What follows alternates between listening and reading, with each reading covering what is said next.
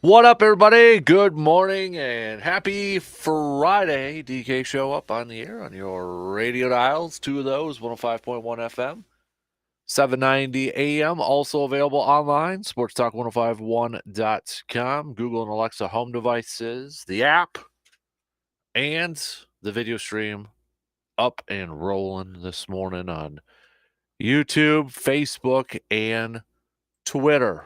But appreciate you joining us on this first day of December 1st. Oh man, what do we got on the game plan here this morning? Obviously, we'll talk a little Packers versus Chiefs, taking a look at that, breaking it down. What are your keys to victory? What are your key matchups, predictions? Give me a player that you think is going to have himself a game in this matchup. Start to hit me up with some text 715-830-1912. We'll hit that up coming up here in just a little bit on the leadoff to open up things. Anybody feeling good about the Packers' chances to get this W? Yay? Nay? Think it'll be close? What do you got for me? We're gonna talk some hoops. Bucks falling last night to the lowly Bulls in overtime, 120-113. Giannis, 26 points, 14 rebounds. Damian Lillard, 18 points, 13 dimes, though, 13 assists. Brook Lopez, 20. But kind of an off night for Chris Middleton. He did play 27 minutes, which is the most that he's played so far this year, but just 3 of 10 from the field for 9 points. Malik Beasley, 19. Not a ton of production off the bench. Marjan Beauchamp led all scorers off the bench with just 7 points. So Bucks dropping to 13-6 on the season. They've got the Atlanta Hawks coming up tomorrow night before their play. I keep calling it a play-in tournament because I'm so focused on college basketball, I guess. But in-season tournament with their matchup against the Knicks next Tuesday. So speaking of hoops, got that big college one tomorrow, right? Badgers, Marquette. Take a look at that. We'll hit that up. That'll be included in our picks coming up a little bit later on. But can the Badgers squeak out an upset? You look at the matchups like on ESPN where they sometimes do their matchup predictor. And I know I noted it yesterday, but they have it really almost 50-50, like 50-50 at that point, which kind of surprised me a little bit. But yeah, 50.1% Marquette, 49.9 for the Badgers. That's pretty darn close. Marquette this year has been averaging 81.4 points per game. Wisconsin 73.9. Defensively, Wisconsin has been allowing 63.9. Marquette 65.9. Marquette's been shooting the ball a little bit better than Wisconsin. Marquette nearly 50%. They're at 49. Wisconsin 46.4. But Marquette aggressive on the defensive side here too. 9.4 steals per game compared to Wisconsin's 6.7 over there. So, but we'll break this down. We'll chat about it. This is game one of a very, very difficult 3-game stretch coming up for this Badger basketball team. Speaking of the Badgers, volleyball picked up the win last night against Jackson State in the opening round of the NCAA tournament. So they've got Miami, the University of Miami tonight, a team that they faced earlier this season and defeated earlier this season. So, but Badger volleyball sweeping Jackson State last night. They'll try to advance with a rematch against Miami tonight. What else do we got? Baseball wise, so nothing officially official yet with the Jackson Cheerio news. However, John Heyman, who initially reported the news just a few hours ago, another update surrounding this report about Jackson Cheerio signing a deal. He said 4 hours ago in the middle of the night, Brewers and Cheerio are finalizing a record deal expected to come in at $82 million with a $2 million buyout on team options. The previous record contract for a minor leaguer, as we've noted, was Lewis Robert, $50 million. Expectation is Cheerio, who played 6 games above AA, will be the Crew's center fielder in 2024. So, does that mean Garrett Mitchell's on the trade block? Joey Weimer? One of those guys? Could Christian Yelich be on the move? I don't know. But sure looks like maybe Garrett Mitchell could be the odd man out in this one, unless they view him as more, guy you can put into right field or, kind of a fourth outfielder on there. I don't know. We're going to talk with Brandon about this, though. Brandon Berg, sports editor at Chippewa Herald. My go-to Brewers guy should be your go-to Brewers guy out there, too. We'll get his thoughts on the Cheerio news and him potentially being the opening day starter. Sure looks like it will be the opening day starter for the Crew this year.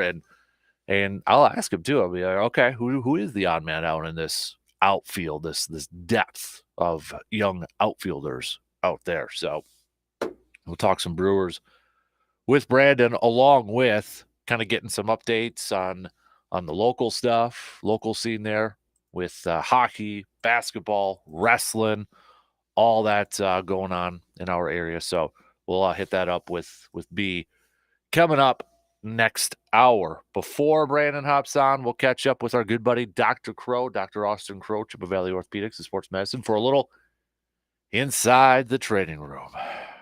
Can Aaron Rodgers actually play? Like I know it's kind of been beaten, beaten out or talked about how many dang times in that, and we're all probably getting a little fatigued about it, but we'll chat a little bit about that and some other stuff going on injury-wise across all sports out there. So Dr. Crow will be hitting us up under an hour from now, about 7:05 here this morning.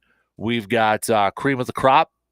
We'll have the Carpet City Flooring Center local spotlight.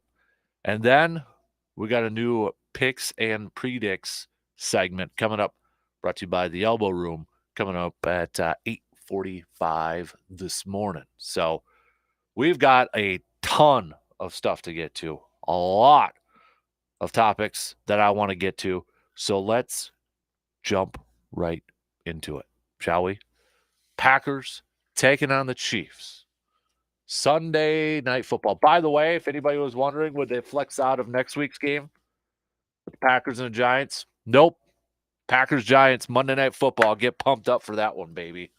Oh boy, I'm sure they want to see DeVito, the new Giants quarterback, and such. But so anybody thinking or hoping maybe that that game would be flexed out to an earlier time slot?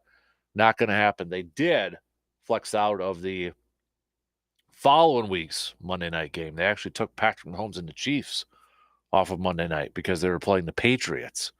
So they flexed out of that one, but not the Packers and the Giants there. So no changes to the upcoming schedule so far for the Pack. Just throwing that out there. So you got 2 primetime games. Going to be a couple days that some of us are going to be long nights and a little sleep, very little sleep. So, but let's hit this game up. Key matchups, keys to victory. Give me a key player for the Packers. Who's got to be a player that got to have a game, right? Who's got to be a player that's just got to have a game for the Pack? What do you think is the biggest obstacle from stopping Green Bay from winning this game against Kansas City? Is it this top 5 defense from Kansas City, 4th in the league in yards allowed? You look at a lot of defensive statistics out there, and Kansas City's up there. They're 5th in sacks, number 5 in sacks overall. Offensively, what was it last week? They finally scored in the second half, whatever that statistic was. They still got Kelsey and Patrick Mahomes, though, right? So let's break it down, shall we? We'll take that quick first break so we can get into this right away. Previewing Packers versus Chiefs. Can the Packers get to 6-6 and make this playoff picture just a little bit more interesting now with Seattle losing last night to the Dallas Cowboys? Seattle is now at 6-6. Minnesota's at 6-6. Green Bay 5-6. A win. Well, and up with their upcoming schedule, well, then it really gets interesting here. Be quite the race to the finish. All right, let's hit it up. First break, lead off. Packers, Chiefs. Let's break it down after these quick words.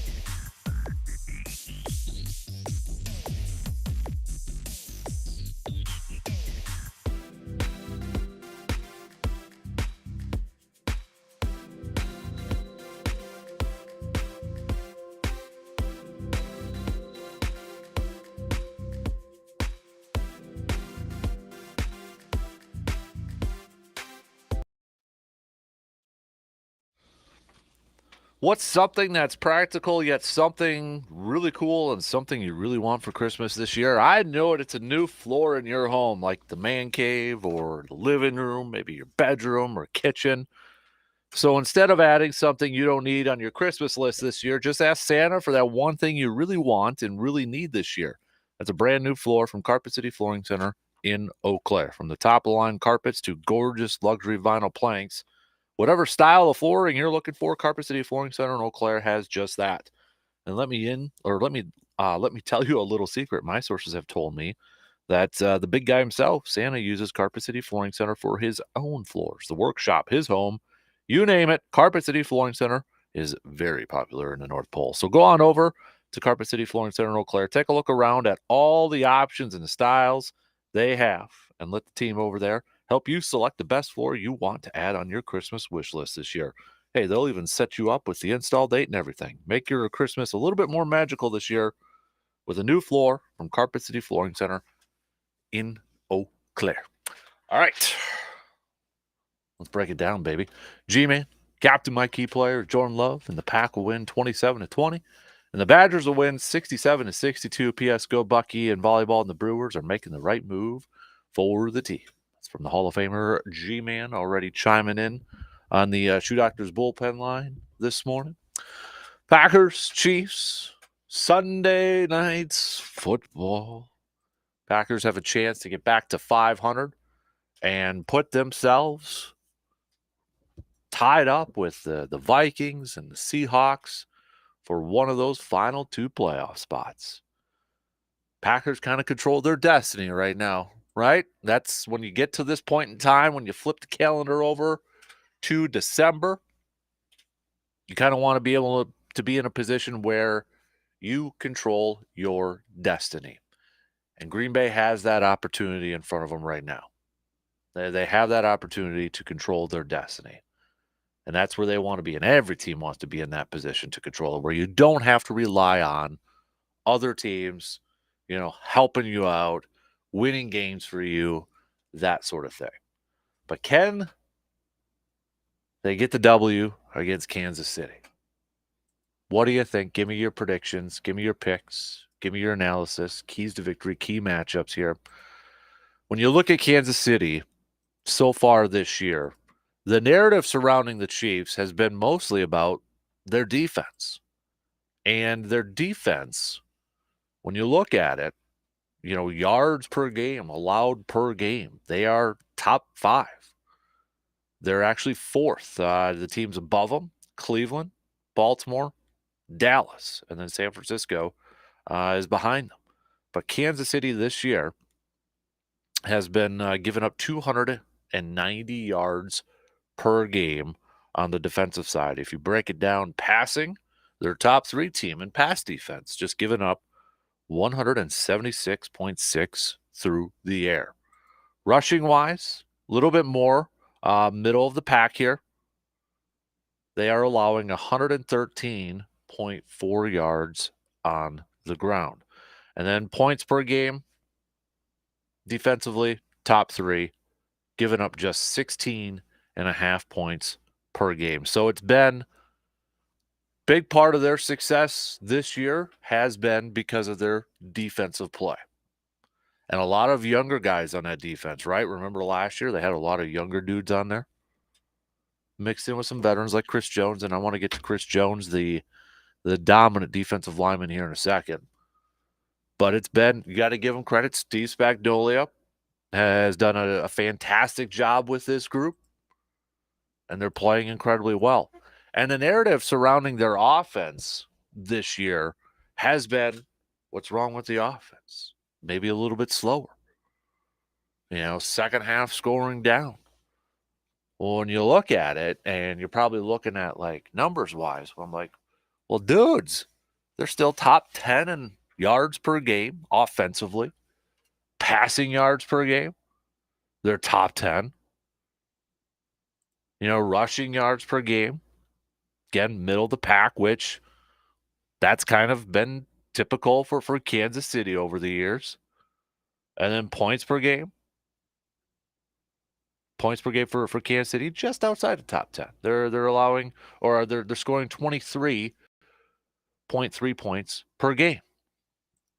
But it's because they've set that bar so incredibly high. And when you have Patrick Mahomes and when you have Travis Kelce, you know, you're probably expecting top 5 offense every single year. So by those expectations and by the bar that they have set over the last few years, just being a little bit down on the offensive side, yeah, there's going to be like, what's wrong with Kansas City? And as long as they still got Patrick Mahomes and as long as they still got Travis Kelce on that field, it's a threat. Don't overthink it. It's a threat. I don't care if their numbers are a little bit down this year. They're still scary. They are still worrisome. And they will still present a challenge to any defense that they go up against, especially with Green Bay coming up here. But one of my key matchups in this game, and maybe the biggest one, is their defensive lineman, Chris Jones. Their dominant defensive lineman. One of the best, if not the best, for a lot of people in the game. Green Bay won last week, in my opinion, because of them winning in the trenches. They won in the trenches. Their offensive line won. Their defensive front won. That, to me, was a big reason, if not the biggest reason, why Green Bay won against Detroit. And now they go up against the Kansas City team that has one of the best defensive linemen in the entire league. A guy who can wreck a game himself. A massive human being. I mean, Chris Jones is like 6'6", 6'5", 6'6", over 300 pounds. He kind of makes Kenny Clark look a little small sometimes. But this is a guy who can completely wreck the line of scrimmage. And to me, that is one of the biggest keys to victory, key matchups for this game is how does this Packers offensive line neutralize him, stop him, slow him down, whatever you want to call it, so he's not consistently in the backfield stopping the run or chasing Jordan Love around, constantly putting pressure on him. This is a huge game for Josh Myers, the center, Elton Jenkins, and then John Runyon Jr. Now, I feel like John Runyon Jr., I think a lot of fans want to see Sean Ryan out there now. We saw him a little bit in the Lions game, and I think the calls are getting a little bit louder each week. Well, if I'm Steve Spagnuolo, okay, and I'm looking at this, I am trying to line up Chris Jones over John Runyon Jr., over the center, and trying to exploit that. Oh, that's where I'm looking. I'm looking at maybe lining him up in the A gap between that center and right guard and just bull rushing the heck out of him and trying to get into that backfield right away. Try to expose the weakness. Now, Jones is a guy they can line up in a couple different spots. I wouldn't be surprised if they move him maybe a little bit at the defensive end and try to go after, the left tackle position. But I think Green Bay's when Jordan Love goes up to the line of scrimmage and when Josh Myers goes up to the line of scrimmage, you better be looking where 95's at and trying to diagnose and try to figure out, okay, what's he going to do? Where's he at? How do we play this?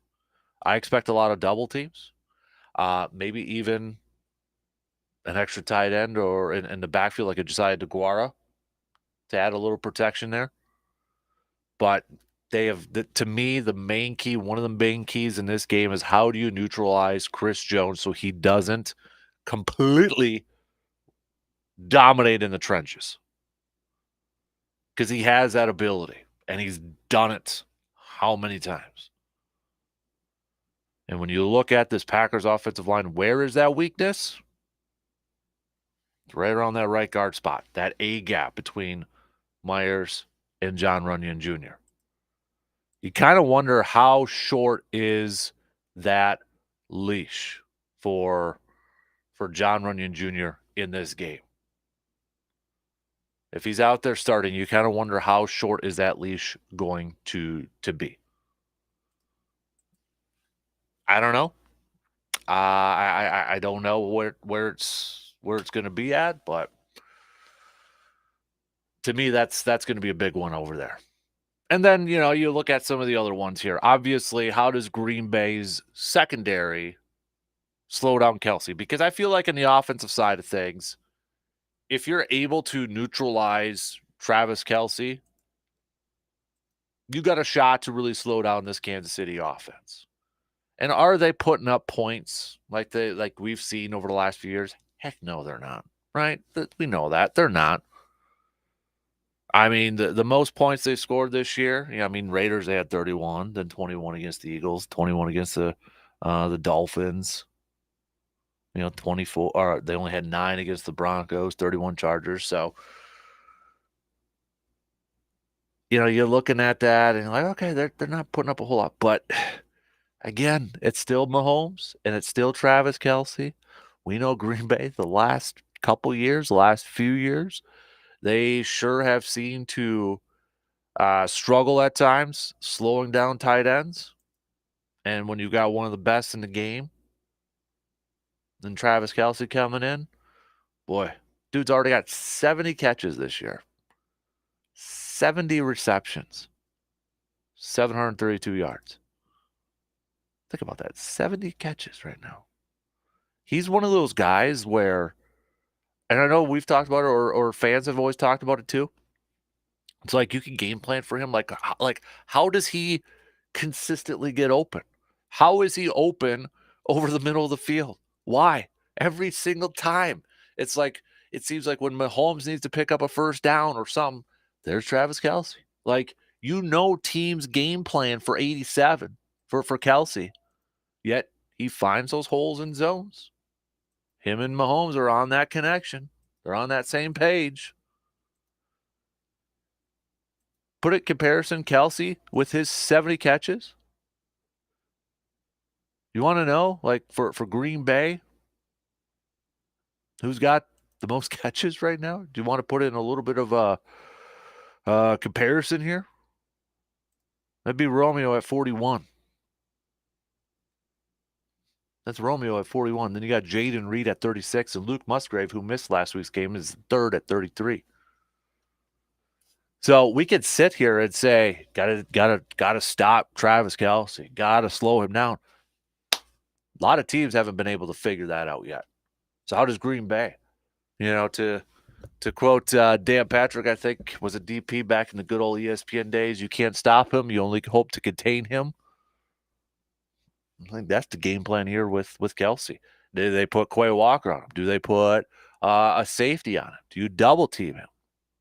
I think at this point, if I'm going up against Kansas City, I'm taking my chances and I try to double team Travis Kelce and I make, MVS, the former Packer, beat you. Rice, the rookie wide receiver. I try to make those guys beat you. Sky Moore's on there. I know, Isaiah running out of the backfield is a fast weapon, is a good weapon, is kind of a sneaky weapon that the Chiefs like to employ.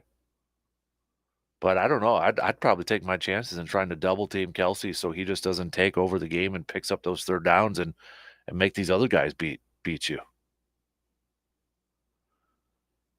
That's where, to be honest, I'd really like Jair to play in this game, and he did return to practice yesterday. Still, Matt LaFleur, non-committal, whether he's going to be able to go or not.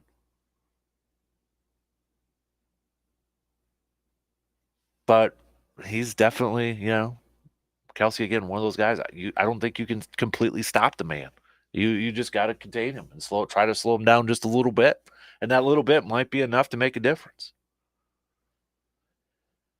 And offensively for Green Bay, kind of going back to them, Jordan Love. I'm sure he won't say it probably in public, but I'm trying to channel Jordan's mindset here a little bit. His first career start was against Kansas City a couple years ago. Steve Spagnuolo played a lot of zero blitz against him. I don't think Spags will do that all the time in this game. I'm sure there's going to be plenty of opportunities or plenty of times he's going to do that, but probably will dial it down just a scotch here, because I think everybody in their world apparently, besides Matt LaFleur at that point, thought, okay, young guy coming in, short week of preparation, let's go attack him. Let's go after the man. And it felt like a couple years ago, playbook was kind of very limited for Love here. But I think this is going to be a game that, again, it's going to be rhythm. It's going to be timing on the offensive side, getting the ball out quick, getting the ball out to his playmakers, getting him out to Watson, to Dobbs. If Reed can go, Reed hasn't been practicing, which to me would stink in this game. I would love to have Jaden Reed out there, but he hasn't been practicing because of that chest injury. Matt LaFleur did say didn't suffer a setback in that Lions game, so maybe just giving him extra days, as many days as possible, to not get out on to get some rest. But I think this is a game on the offensive side of things, tempo and just being in rhythm, timing, and getting that ball out quick is going to be crucial. I saw a stat the other day about Jordan Love getting the ball out in under 2.5 seconds. And he's pretty good. He was pretty good at it. I wish I would have saved. Let me see if I can find it here. But he was like 10 of 15 or something. Was it? I think it might have been that Lions game. I'll see if I can try to find it coming up during the break here. Oh, here it is. I got it. Jordan Love, when holding the ball for less than 2.5 seconds this season, 80 for 109. 80 out of 109, excuse me. 653 yards, 8 touchdowns, no picks, 85.3 Pro Football Focus grade, 4th among all quarterbacks this season. That, to me, has got to be a key in this offensive game plan, knowing that the Chiefs are a top 5 team and getting after the quarterback, taking the quarterback down. They're a top 5 pass defense. They're an aggressive defense. So that timing, getting the ball out quick, getting the ball into your playmakers' hands are going to be key. I'd love to have Aaron Jones in this game because I feel like this is a game 2 for Aaron Jones.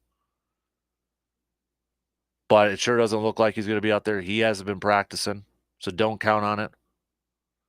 That's where I feel like, too, Jaden Reed is such a key for this offense. Like, if there isn't an Aaron Jones where you can move him around and have him involved in the passing game and such, to me, Jaden Reed is that next guy up, a guy that he's like your chess piece. You can, we've seen him with the jet sweeps. We've seen him inside, outside, middle, all that sort of stuff the last few weeks. Finally, we've been seeing him kind of utilized in that role. And if he's not in this game, that's going to make it tougher. But it's all going to be about tempo and timing. And don't turn the ball over. Don't make any mistakes. Don't give the Chiefs offense extra possessions. We talked about, can this team get into a shootout? When we were looking at the Chargers game, right? Like, can they get in a shootout? And Green Bay did, they held them and they got a little lucky at times, with turnovers and such. But hey, that's a part of every game. But I think if you're Green Bay's defense too, and if you have the chance and you're getting into a scenario where it's 3rd and long, 3rd and 8, you got to get off the field. Don't allow Kansas City to pick up those 3rd and 8s, 3rd and 9s, 3rd and 7s, whatever they are, right? When you get into those situations, it goes back to the trying to neutralize Travis Kelce. If Green Bay's in a 3rd and 8, I'm double teaming Travis Kelce every single time. I'm double teaming him every time. I'm maybe putting Quay Walker lined up on him right at the line of scrimmage to try to knock him off his timing route. Just to slow it down by a half a second, and maybe that will screw up the timing with him and Patrick Mahomes. Like, if it is in that 3rd and mid or 3rd and long, all my eyes are on 87. Like, okay, where's he at? Let's put a couple guys on him. Let's maybe put a linebacker on him right at the start, just to give him a little nudge. Hopefully knock him off on his timing, but he's a big guy too, so that might not work all the single time there. But I feel better than I did a few weeks ago about this game. I feel a little bit better. I'll tell you right now, I'm still picking Kansas City to win. But a few weeks ago when we looked at this game, I'm like, oh boy.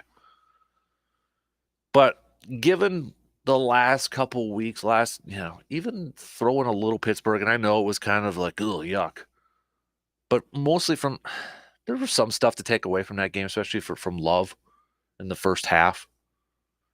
But looking at the last couple weeks, I feel a little bit better about this game. I feel a little bit better. But for me, a guy that's got to have a game, I'm going to go with 2. I'm going to go with an offensive and a defensive player. Actually, I'm going to go with 3 because I think there's 2 offensive ones, and I'll go with 1 defensive. And the reason I'm picking 2 offenses is because I'm not sure if one's going to play. But if Jayden Reed's playing, that's got to be a guy that's got to have a game because of the chess piece that he can provide. He's kind of been filling in, I think, a lot for that Aaron Jones role. Although, too, I would throw in, don't sleep on Dontavian Wicks in this game if he's able to go out there and play. I think that could be a sneaky pick. I don't think he's going to get 100 yards rush or receiving. He might have a couple of big catches, moving to chains type of catches. But I think a guy, if he's out on that field, it's got to be Jayden Reed. And then I'm going with Josh Myers, center, up on that offensive line, going up against Jones. You could say, too, like John Runyon Jr. or Sean Ryan. Let's just call it the center guard combo. Let's call it the center and right guard combo. Those 2 guys got to have a game. That combo has to have a game because you cannot let Chris Jones just dominate you every single snap of the game. He's going to be moved around a little bit, but I would have to imagine Spagnuolo is going to have him lined up over that A gap on that side to really try to expose the weakness on this offensive line. And then defensively, I think I'm going to go Quay Walker as a guy that has to have a game.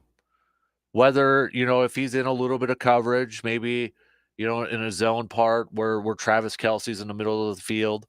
But also I think Quay Walker is a guy that, you're going to hopefully rely on him, or, he's probably going to have responsibilities to try to chase down Isaiah out of the backfield for Kansas City.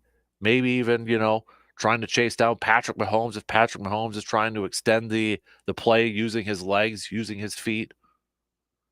Having Devondre Campbell out there, I think opens up Quay Walker to do a little bit more on the offensive side of things. You can utilize him in different spaces, different spots.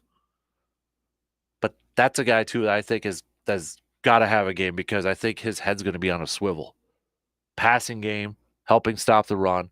We know Kansas City has speed. They love their speed. Isaiah's got a lot of speed. They use him in different packages. Quay is probably going to have to be the guy that's got to chase him down quite a bit or try to stop him from reaching that next level to where, he reaches that second, third level, and it's like, oh, well, good luck.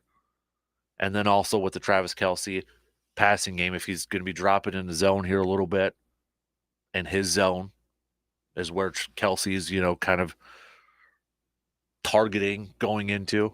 I think Quay Walker's a guy that's got to have a game too. A lot of these guys have to have games, but those are my picks. Those are my picks. But not to be a downer, I still think Kansas City squeaks this one out.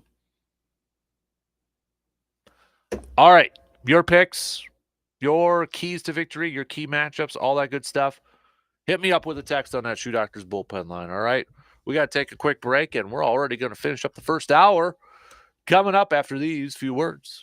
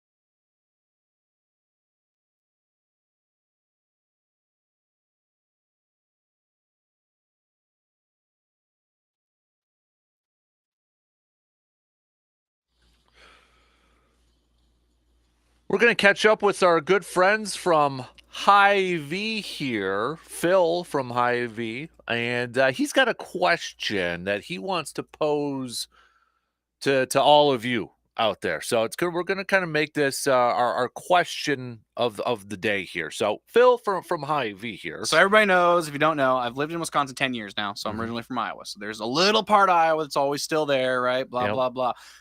It's the pork tenderloin sandwich, right? That's the Iowa thing. I was driving down there over the holidays, and I'm just like, I'm one of those guys that has to stop anyway. Yeah. I go by this sign. It's like the winner of the pork tenderloin competition for Iowa at this bar in New Hampton, Iowa. I'm like, I'm pulling over. I just pulled over trying it because I love it. But it got me thinking. I'm like, Wisconsin, we're known for a lot of things. But what is the thing? The thing, right? They have the pork tenderloin sandwich. That is the thing. In Wisconsin, I think, we were talking about this before. Yep. I think fish fries. Yep. I think old fashions. Supper I think clubs, bratwursts. Brats, cheese curds. Milk, right? Yeah. But what is it? What is the thing. one defining food that you always find it tastes perfect? You have an expectation. Yep. What is it? What is it for Wisconsin? Should we keep this to just food? Keep it a food. Keep it a food. Yep. There's got to be a food, right? Yeah. What is it? I'm gonna say fish fry. My guess. You're gonna say fish fry, but I don't know what the majority is gonna go with.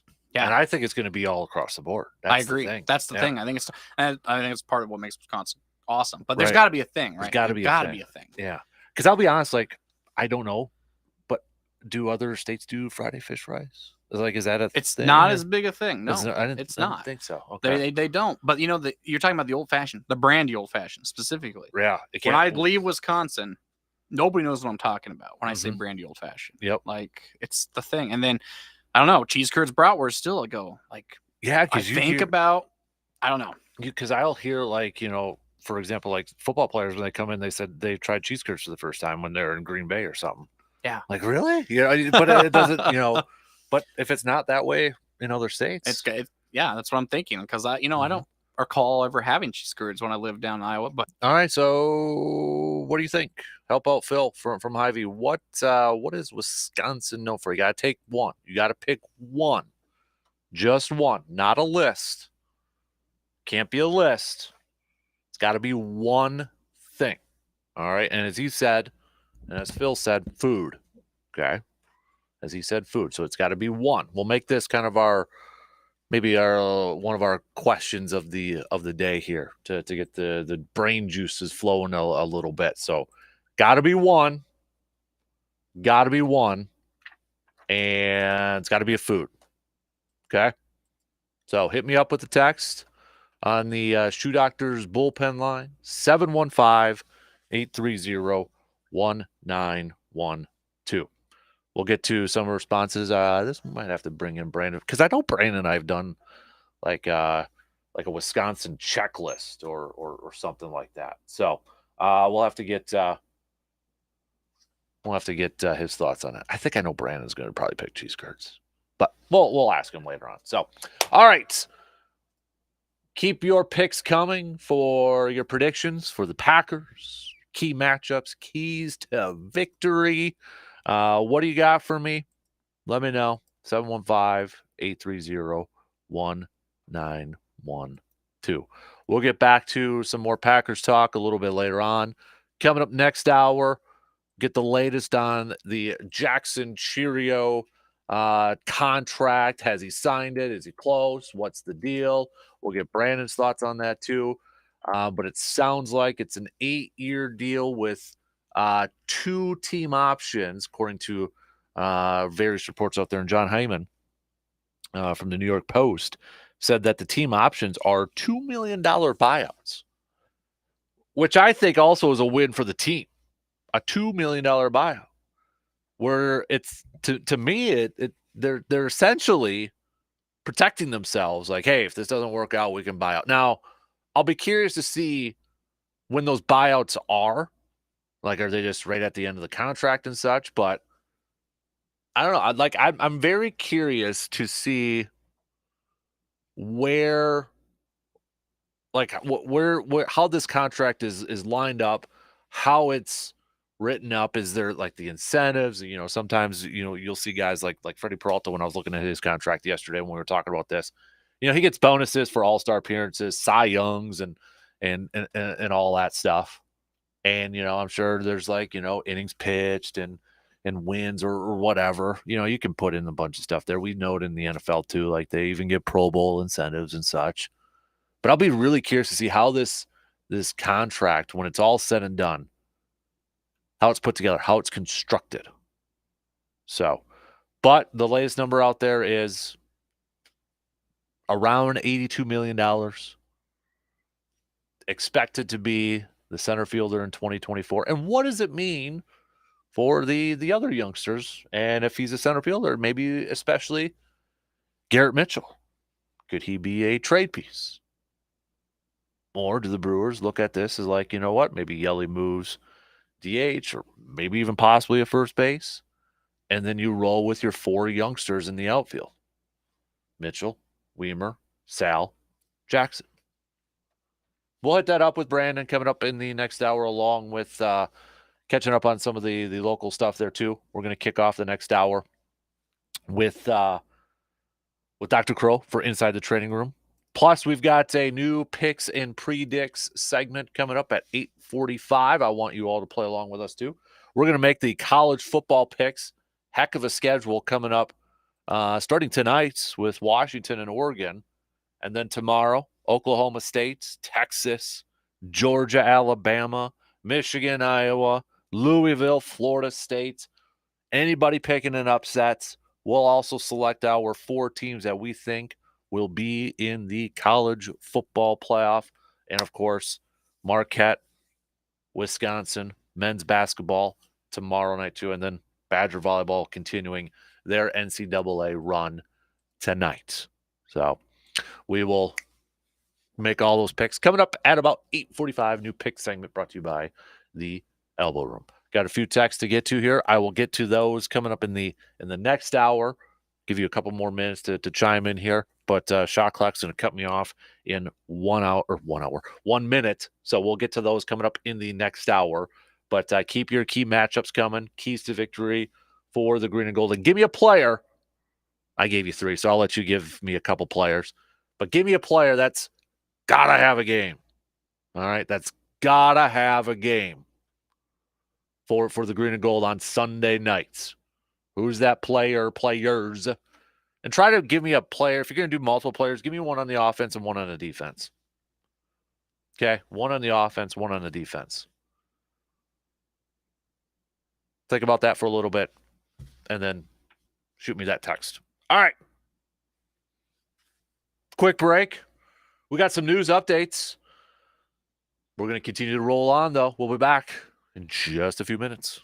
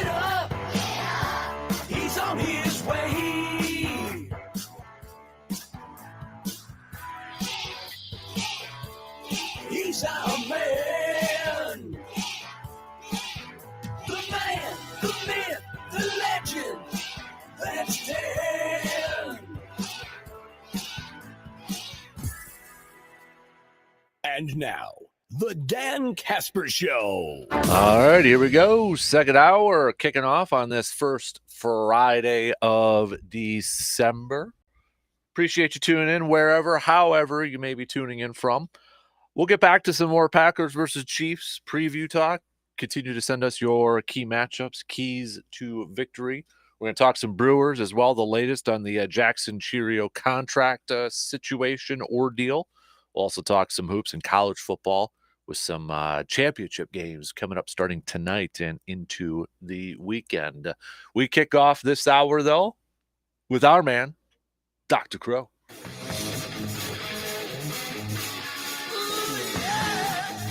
Paging Dr. Crow. Breaking down the latest in sports injuries. It's time for Inside the Training Room with Dr. Crow. On the Dan Kasper Show. He is the man, Dr. Austin Crow from Chippewa Valley Orthopedics and Sports Medicine, and also a world-class hunter. Congratulations on your deer, sir. Oh, that's great. Got to make some more room on that wall now, big guy. Got to make some more room. Absolutely. Yeah. Good problem to have. Exactly. I wish I had that problem. So, hey, got to ask, how many people have been asking you now about Aaron Rodgers returning to practice and the whole Achilles thing, more than what we ask you every Friday, it seems like? I would say all of them. Yeah, everyone. Yeah. It's a pretty hot topic right now. And ironically, actually, even in the orthopedic community, a lot of my colleagues and I have been chatting about it too. So it's pretty pervasive. Now, I still have my doubts, Austin, if this is if he's actually going to play at this. But I mean, the fact that he's out there, and I know, the Jets have been posting videos of him and he's doing a little dropbacks and all that. Given what he's doing from what we have seen, is that still kind of considered a remarkable progress in his recovery at this point? Yeah, absolutely. I mean, even doing those movements is impressive.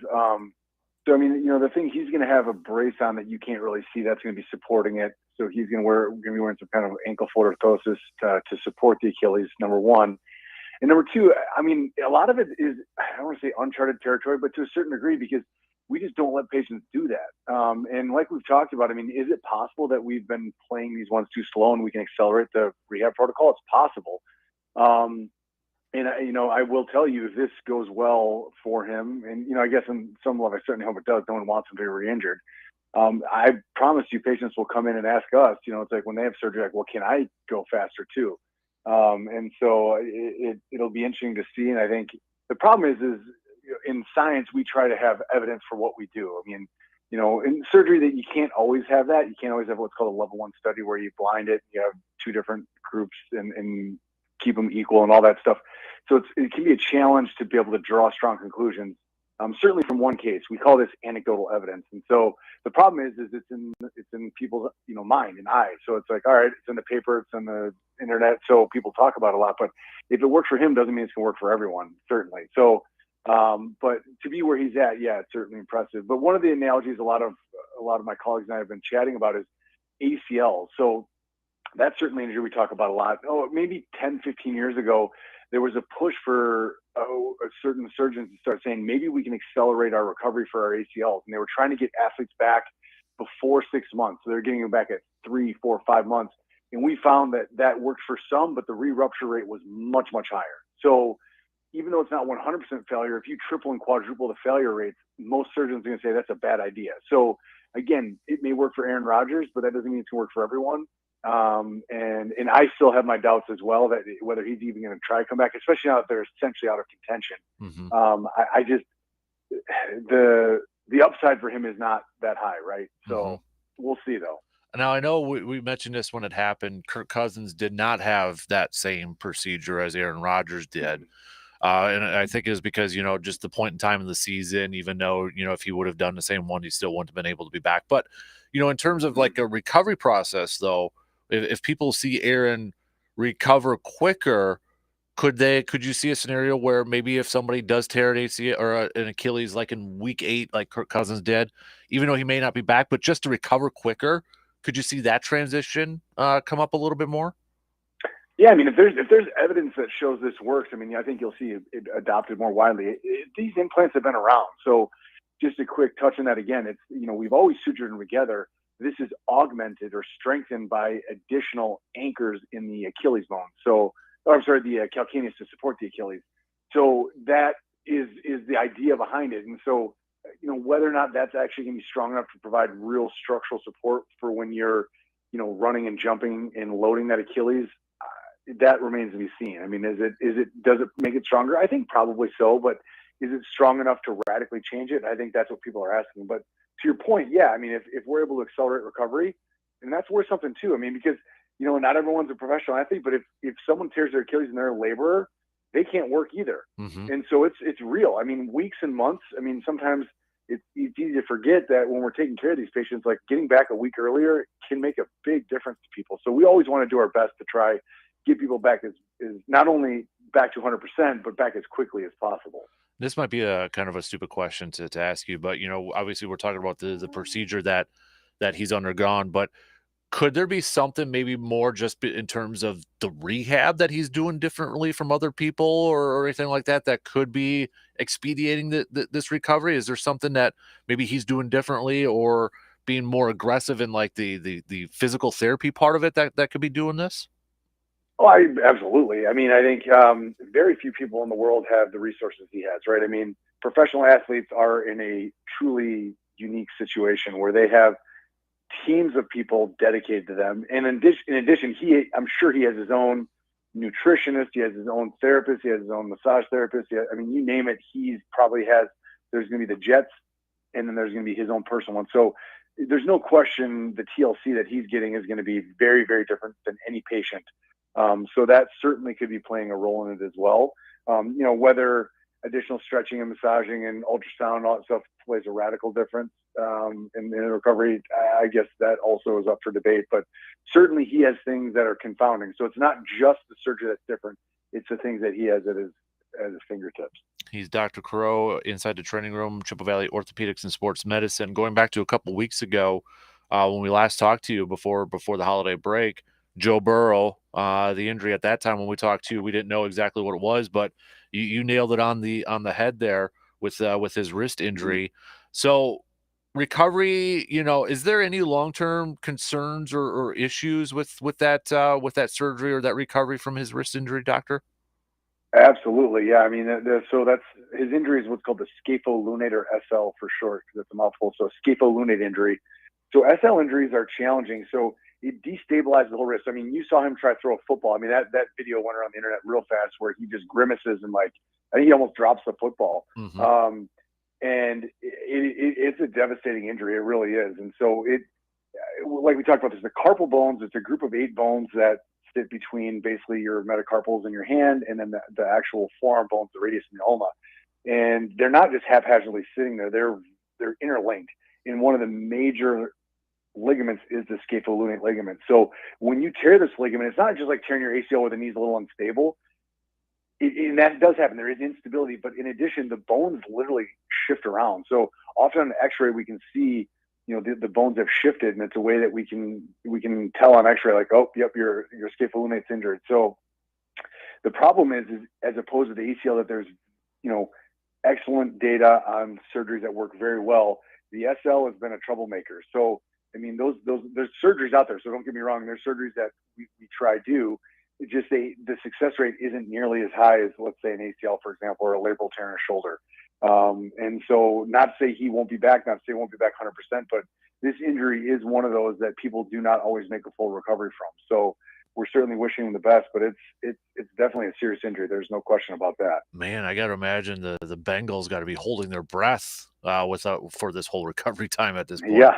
Holy moly. And it's a long recovery too. I mean, you can't push this one too quick. That's for sure. Wow. Jonathan Taylor, former Badger running back, now with the Colts. He's going to be missing multiple weeks because he had thumb surgery. Now he played the whole game. He even closed out the game there this past week, but he underwent a thumb surgery, and now he's going to be out for a few weeks.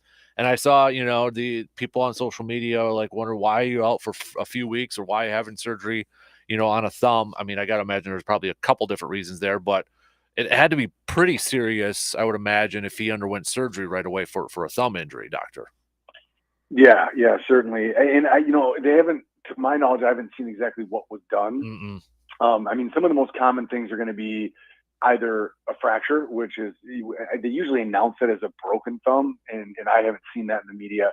So the more common injury is going to be an injury, what we call a gamekeeper's thumb or a skier's thumb, where they basically tear the ligaments. That's very common in baseball. So, I mean, a number of baseball players get that. That's why that's really the impetus for the sliding glove that you see the major league players and some younger athletes as well. That big mitt they wear is because it protects the thumb. So the thumb gets this really strong valgus force, and it tears the ligament on the inner part of the thumb, right at the base. And so that injury destabilizes the thumb, so it affects your grip. So it's a big deal. So that's my assumption is that's probably what it is. But again, I haven't seen exactly what it is, but that would be my expectation. To kind of wrap it up here, I know it's not necessarily orthopedic wise, but Packers tight end Luke Musgrave against the Chargers.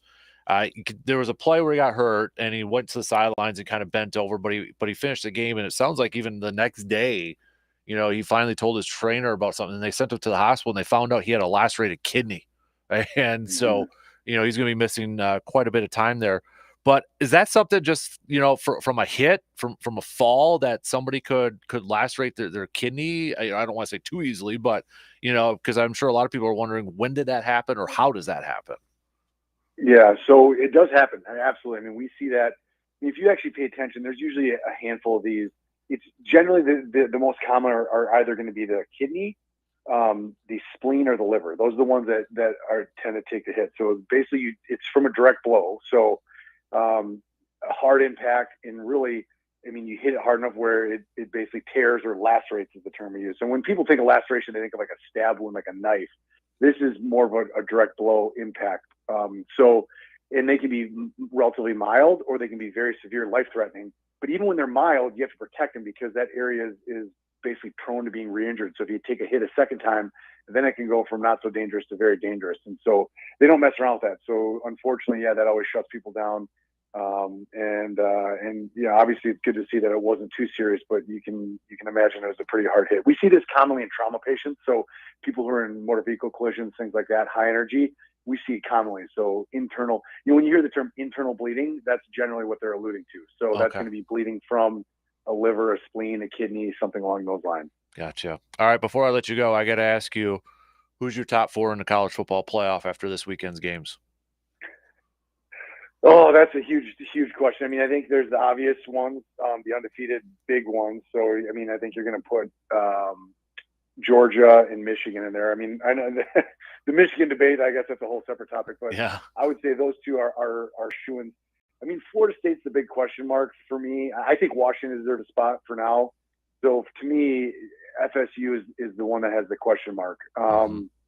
So I'm a Texas fan, so I would like to see Texas get in. So I'm kind of hoping FSU, but I guess at this point I got to go FSU, Washington, Michigan, and Georgia, probably in that reverse order. So I'd have Georgia 1, Michigan 2, Washington 3, Florida State 4.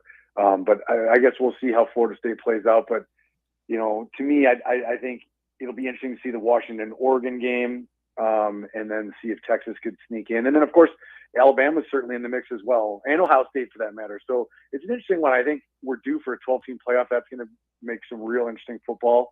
And I think it's a real positive step, truthfully. But I think, we're stuck with 4 for one more year. Yeah, definitely. I'm excited for these games starting tonight, too. So, and I'll just say, NFL-wise, now things are getting closer for a final playoff spot. If we get to Week 17, Green Bay at Minnesota, if you're looking for somebody to go with, I might be available. Just saying. Need a wingman. There you go. Austin, appreciate the time as always, buddy. Have a good week, and we'll catch up with you again soon. Okay, sir? Absolutely. Take care, Dan. You got it. There you go. Dr. Crow, Chippewa Valley Orthopedics and Sports Medicine, joining us here this morning. Very quick break, and then we'll bring in our other dude, Brandon Berg. Sneezing Brandon Berg. We'll be back in a couple minutes.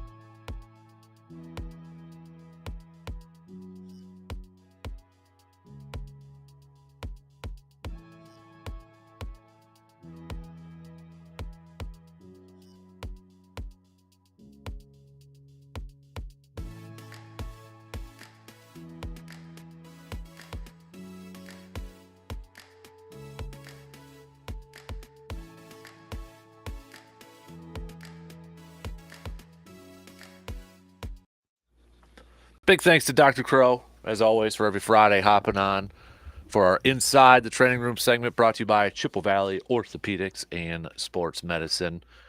Now we bring in our other good buddy, Mr. Brandon Berg, here this morning. Now, before we get to it, again, reminder, our good buddy Phil from Hy-Vee, as you heard in the first hour, he posed a question to all of you.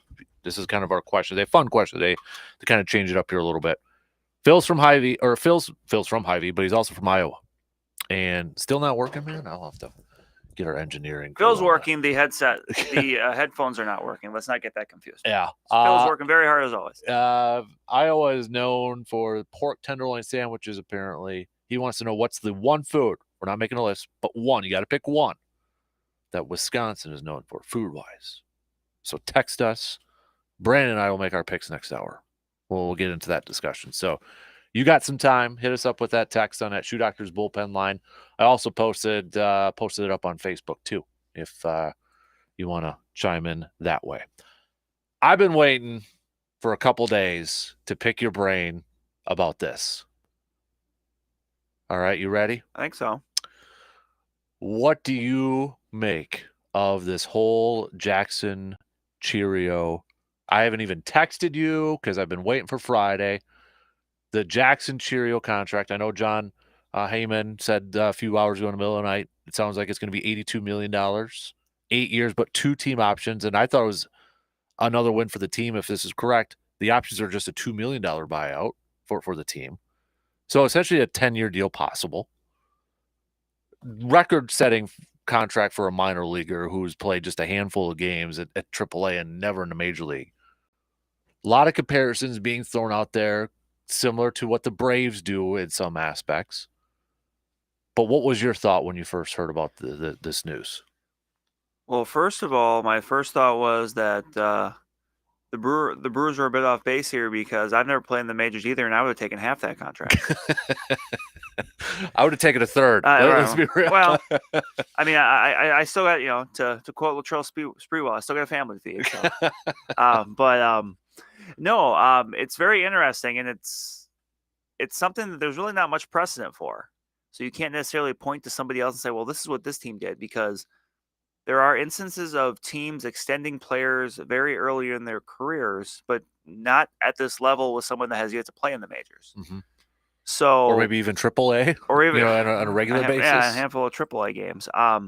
So obviously there's risk, but I think at some point it's you ask yourself, is it a risk worth taking? And I think it is, because you mentioned the option years on the back end. Like, this is one of those things where you really need, you trust your scouts anyway, but like, you're going to people in your organization that have seen Jackson Cheerio a lot and saying, hey, you're sure, right? Like, because there are prospects that don't work out, high profile ones that don't work out. But something interesting I had seen that within, if you look at like the last 5 or 10 years, like the tippy top guys, like say like the top two who are the top two prospects in the majors, each of the last 5 years, and you saw the names, and like there weren't many busts in there. Like, you get them, certainly. I mean, the Brewers know that well, like everyone does. Right. But at some point, you're looking to kind of maybe think a little bit outside the box, and yeah, it's absolutely a risk. But I think the benefit outweighs the risk, because if it works out, and even still, like the money, like, and then you hear, he said 10 year, possibly up to 10 years, $82 million. Remember, that's not even. It's not like it's $8.2 million every year. It kind of escalates. But if it works out, then you're in that spot where you've got like a Ronald Acuna style deal. I'm not going to say anything Ronald Acuna, but right. And for the cost of, kind of what players cost and what players may cost in 5 years, like, he doesn't necessarily have to be a superstar. It doesn't have to be Ronald Acuna for that to be a perfectly fine deal. So it's a risk, but I think it's a risk worth taking. And it's very outside the box. I think if nothing else is, you give them credit. And above all else, hey, they're spending money. Like, they're spending a decent amount of money. I believe this would be the third biggest commitment they've made to someone besides Christian Yelich and Ryan Braun. So, I mean, for as much as over the years that we've talked about the Brewers not wanting to spend money, here they are spending money on someone. Could this also be a sign of the team kind of changing their philosophy or approach a little bit? Like an example I'll throw out there, like say Sal Frelick goes out there and has a great start to the season, or has a good season. Could you see them doing the same thing with him then? Kind of maybe like a Ronald Acuna, where he had a really good first full season, and then they signed him up to that big long-term deal. And I mean, to me, once this gets done, and obviously it sounds like there's no reason it won't, another move in that vein I would like to see them do is I would like to see them extend William Contreras. Yeah. Because he's still under contract for, I think, 4 more years. So it's not like they have to, but you're giving, kind of peace of mind to that player because they know, I mean, they know they're going to be making X amount of money. Right. And, unfortunately, you don't want somebody to kind of run to a Brandon Woodruff spot. Right. Where, a year ago, Brandon Woodruff was looking like he's set to make $100 million in his next deal from somebody. And now suddenly that's gone. Mm-hmm. And, maybe they're going to be a little bit more aggressive now in kind of pre-arbitration deals, that kind of stuff. But I think it, you can kind of talk yourself into a couple different things what this means. And maybe this doesn't necessarily impact so much of, the other questions the Brewers have this offseason of, what happens with Corbin Burns, what happens with Willie Adames, what moves might they make? Because you can talk yourself into really them doing pretty much anything. And this, I don't think necessarily one way or the other changes that. Mm-hmm. But it's very proactive. And to kind of look, and for some people that, maybe you don't follow the Brewers minor league system and you're kind of like, okay, well, how good is this guy? Like you look at his numbers at like AA and they're good. But they're not great. So you're like, well, why are you paying that much money for someone who's put up good but not great numbers? But the example I thought of is this. Imagine I'll use an example from my line of work. Suppose you have a player that's, their first year playing on the varsity basketball team, and they're having a good year. They're averaging, 12, 13 points, like 5, 6 rebounds, a couple assists. Like they're solid numbers. They're not world beater numbers, but they're good numbers. Mm-hmm. But then you learn the context. Jackson Churio played in AA last year at the age of 19. The average age of AA is between 23 and 24 years old. Mm. So to put that in perspective, go back to the example I mentioned about the kid scoring 13 points a game, and imagine they're an 8th grader. Yeah. If you're an 8th grader and you're playing varsity at a high level, then suddenly you're going to be like, oh, well, this, there's something here. Like this kid's doing this. And so that's why, like, the scouts very high on Churio just because of the skills. And then again, it's all, it's kind of a 5-tool kind of thing. And not a lot of swing and miss, especially, like the second half of the year as it kind of got more and more acclimated to AA, went down, had a really good showing, albeit brief, mm-hmm. in the winter leagues. So it's not looking like he's the kind of guy that's going to strike out 35% of the time. Mm-hmm. So, and that's obviously something people are always going to be afraid of. Right. And there's been big prospects before they've fizzled out, but I don't remember the last time the Brewers had a prospect like this that was so unanimously like a top guy. Mm-hmm.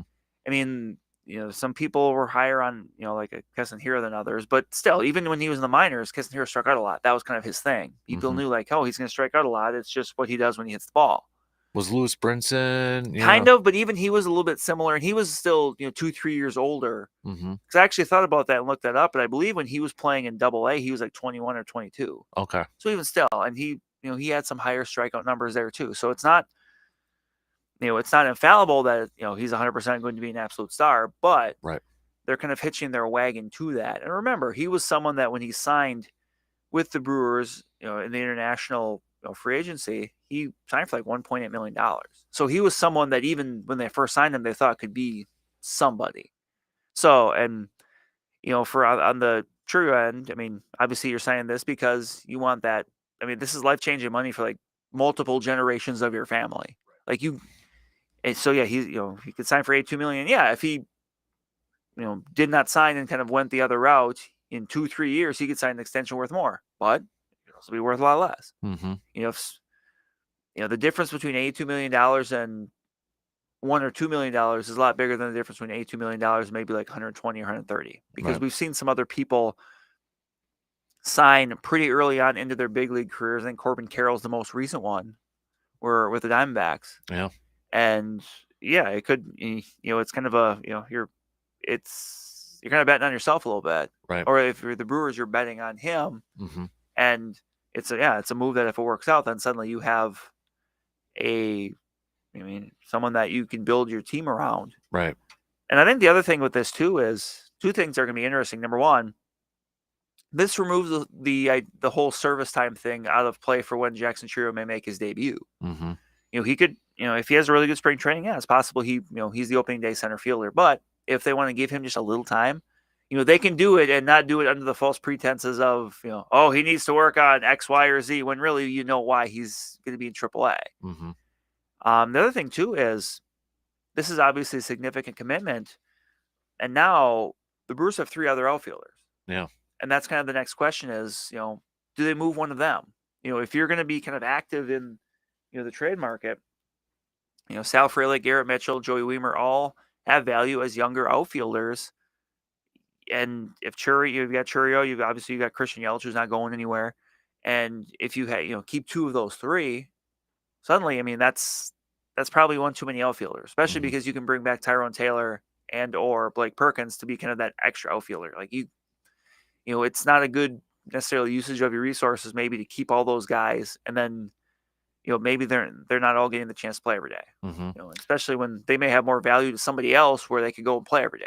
I feel like if we had to rank him, Sal Frelick is the one that's not going anywhere. I think Sal Frelick has the highest floor because he's the bat to ball skills. He's kind of showing what he can do defensively. I think of the 3, he's the one you would probably safest say okay, he's going to be a productive major leaguer. Right. Is the odd man out Garrett Mitchell since Jackson's typically a center fielder? Well, the interesting thing is all 4 of those guys can play center field and actually can play it pretty well. Okay. So I don't know if it's necessarily that. Now the thing with Garrett Mitchell obviously coming off the injury, but I think a couple things that are maybe working against him. Number one, he's the oldest of the bunch, I believe. I believe he just turned 25 not that long ago. I mean, 25 is not old, but compared to the other guys, maybe it is. Right. And also, the thing that, and I don't think it's talked about a lot with Garrett Mitchell, is there's a lot of swing and miss there.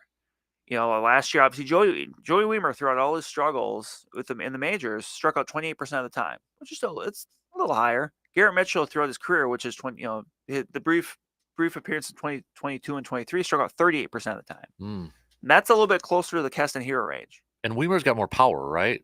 He's got some towering I think so. shots. And Joey Wiemer, I'm still convinced can be good. I think just maybe an offseason working on the swing, so he's not kind of halfway in the middle of everything. Right. Maybe that, and that was something that was a big thing that they were, obviously working on at the end of the year. So I'm convinced still that Joey Wiemer can be a really good pro. It's just, some things need to be tweaked.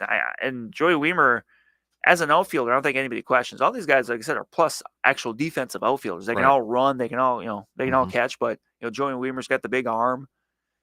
So that's seems like a right field. Yeah, I think guy. ideally he's a right fielder. And even in his abbreviated time there, the advanced metrics grade him out as a really good right fielder, and he's graded out well as a center fielder too. But I think he kind of, with the size, with the arm, he's kind of.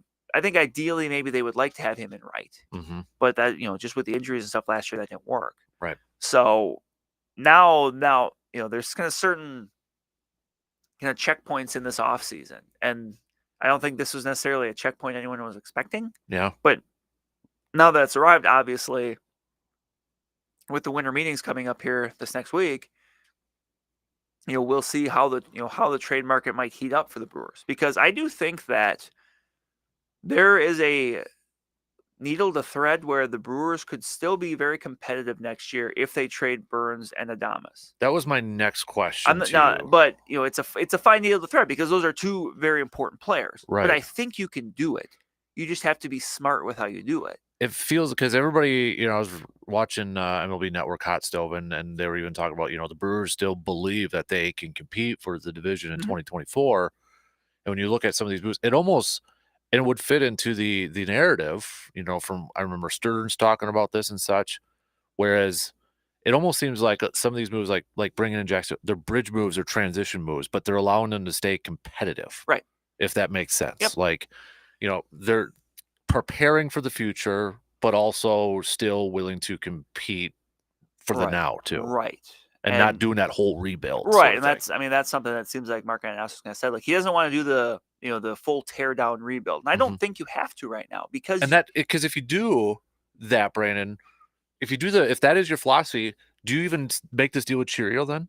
Because I feel like if you sign him to that deal, you almost like the comparison to, you could tell me if I'm way off on this.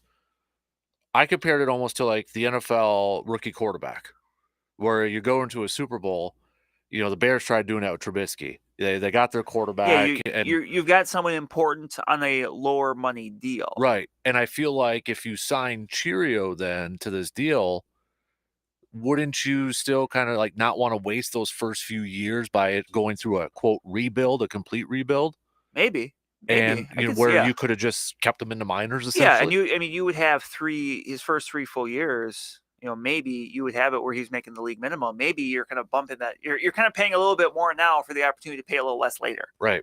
When maybe the rest of these players, if you get this younger group that works out, where they're starting to get paid more. Mm-hmm. So it's very interesting because, like I said, it's unprecedented at this level. Right. To see someone that hasn't played in the majors yet already making that much money. And it's not just a few $1 million over we're talking like $30 million more than what Luis Robert got. Right. From the White Sox. Right. It's not close. Right. I mean, it's an investment. Yeah. It's an investment of the Brewers saying, hey, we believe in you. Like, almost in some ways like them saying, okay, we're looking, who's our next core group? And obviously he's in the middle of that. Whatever happens with, the rest of the outfielders, there's some other, I think William Contreras is a big part of that too. Yep. And I think if you go into this offseason and you deal Corbin Burns, you deal Willie Adames, but yet you make this move with Cheerio, and then maybe you do re-sign, William Contreras, and you do some other things to be competitive. I think, there will be Brewers fans that will certainly be disappointed because Corbin Burns is a great pitcher. Willie Adames has been very important and is a good player. But I think you'd have a fair amount of Brewers fans that say, okay, we get it. Mm-hmm. Like, it's a bummer, but we get it. And you're still kind of investing in that next group. It's not necessarily kind of being cheap, which sometimes, they've been pointing the finger at being. So I think you can do that. It makes sense for the team. And also you're kind of sending that message out to your fans that you're going to be competitive. Hey, we're not, hey, we got what we wanted with, the new stadium stuff. We're not just going to, sit back and counter money. Like we're still going to be competitive out here as these young guys kind of figure it out. And this next group, if it's not already at the major league level, it'll be here quick. Can Yelich play first? I know that's something you mentioned. It's going to be a question. I mean, a while back. Yeah. I mean, do you think he has that ability to transition to that? I think so. The thing, because that's going to be the question. That would ideally solve some issues because then maybe you don't have to deal with one of those guys because then you have your 4 and you can move that around and if you still want to, that's fine because again, Tyrone Taylor, Blake Perkins, those are guys that have shown that they can be in that mix. Yep. But that's a really good defensive outfield if you can roll Sal Frelick, Jackson Churio, and Joey Weimer, Garrett Mitchell in the place of one of those guys. Like that's a really good defensive outfield. And as Yelich gets a little older, maybe that's the move we make. I was joking with a friend of mine, like how long did that conversation with Ryan Braun happen? And he did for a little bit in like 2018, and then between Eric Thames and Jesus Aguilar, they kind of established themselves, so we didn't have to. Right. But I think that would be the best setup if he could do it, and I think he's athletic enough to do it. But you're right. That would be a big domino in this because if that's something they want to do and that's something he wants to do, well, then suddenly, a spot that looks like it is a need in free agency suddenly isn't. Because obviously if Christian Yelich can play first base, he's going to play first base a lot. Right. So that's another interesting thing as a part of this offseason. There's just so many of these little interesting tidbits. Right. And it's going to, we're going to get, at some point, we're going to, in February, we're going to be showing up a spring training and ideally having an answer to a lot of these things. Because, Bryce Harper's playing first. Yep. I know some people will probably say, well, does Yelich have the pop that a first baseman should have? The power. And I don't necessarily think that's too big of an issue. I think you're just looking to get your best 9 guys in the field. And he's going to be one of their best 9 guys. And you look at, kind of the first baseman they rolled out there in recent years, he's going to be better than all of them. Yeah. He's probably it would be their best first baseman since, Thames and Aguilar in 2018, 2019. So Mm-hmm. to me, that's not as much of an issue. It's just can he can handle, because it can be demanding, but it's a different type of demanding. Mm-hmm. And obviously with the back issues and stuff, you want to make sure he can do everything he needs to do at first base. One more on this. If they trade Adames, we all assume Terang would go to short. Does second base, is there anybody, Tyler Black's being mentioned. Is he more of a third base, possibly first base? Because is he somebody that could play second? Like, how big of a hole in his second if Terang goes over there? Or is it Andrew Monasterio? I think you can give Monasterio that shot. I think Tyler Black is someone that sooner than later will be up. Tyler Black is someone that the bat plays. He's more of a hitter than a fielder, but I think Brewers fans would probably take that. Yeah. But a really good contact guy, a guy that doesn't strike out much, a guy that can steal bases, like just another athletic guy you can throw into that lineup. Man, there seems like a lot of dudes who could be stealing some bases here pretty soon. And exactly, and I'm that's something I've talked about before, but I'm hoping that's maybe a direction they can kind of go. If that's the way this continues to go, is a team that just a bit like the Diamondbacks. That just the second you get pretty much anyone on their lineup on first base, if you're that pitcher thinking, oh boy, like are they going to go? Like, yeah, and especially with the rules now, it's more friendly to be be a base stealer. Yeah. So I think you could go into the year with seeing what Tyler Black can do, Andrew Monasterio. Like, if you want to bring in like a veteran, just someone that can, on like a minor league, that can come into spring training with a chance to win it, I think you're fine there too. Terang, I don't think anyone would question the defense at shortstop. It would be the offense, but we'll see now with these guys kind of what they're able to do in their first year after their first year, where you kind of see a lot of adjustments made. Right. Yeah. Yeah, this offseason just got a little bit more interesting now. It did. It was already a really interesting one, and who knows, by next Friday, we may have an answer or two, because the baseball winter meetings, a lot of discussions happen there. So you get trades, you get free agent signings, but you also get like teams setting up the framework, like talking with other teams saying, hey, we'd be interested in Corbin Burns. What would it take? Well, we'd probably want this and this. Okay, well, we'll keep that in the memory banks, because then once you kind of get that first wave of free agents off the board, then a team can circle back and say, hey, we didn't land a high level pitcher. Well, okay, let's talk about this a little more. Exactly. All right, good stuff there, B. Appreciate that. We're going to take a quick break, and then we'll finish up the second hour, catching up on some of the local stuff. Winter sports season in full swing. Basketball, hockey, we've got wrestling and all that. We'll be back in just a couple minutes.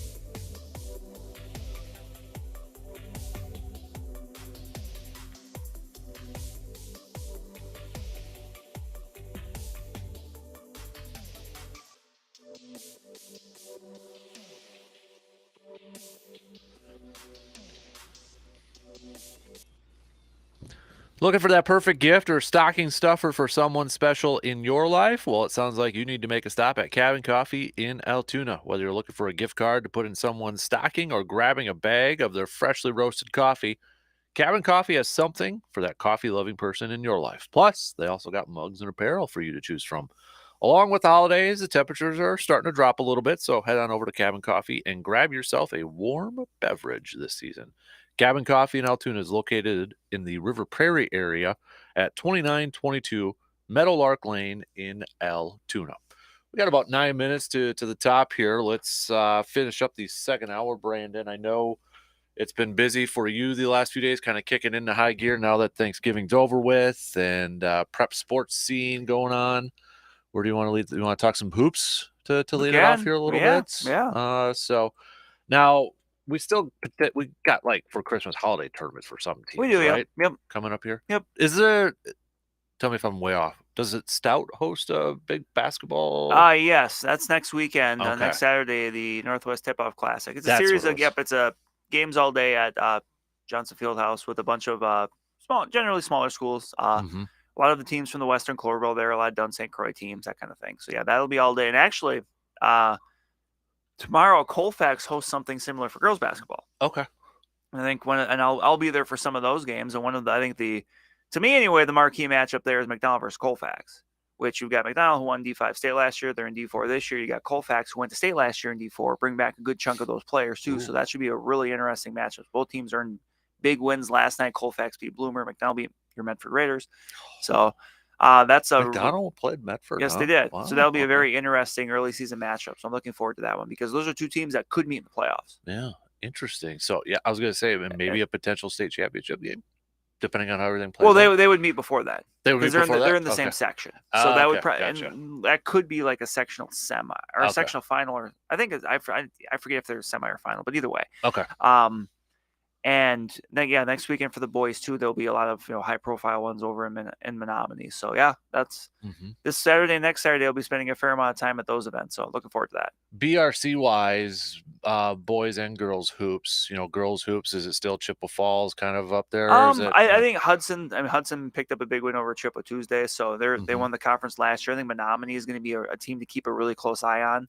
They went to state a few years ago, and they had some younger kids on that team that are now the older kids on that team. I think they'll be in good shape there. I think both Memorial and North are going to be solid. North's doing some new things this year, and they're scoring a bunch of points early on. So that's interesting to see them with the Huskies. So I think those are the teams you kind of look to at first. Rice Lake I think is going to be solid.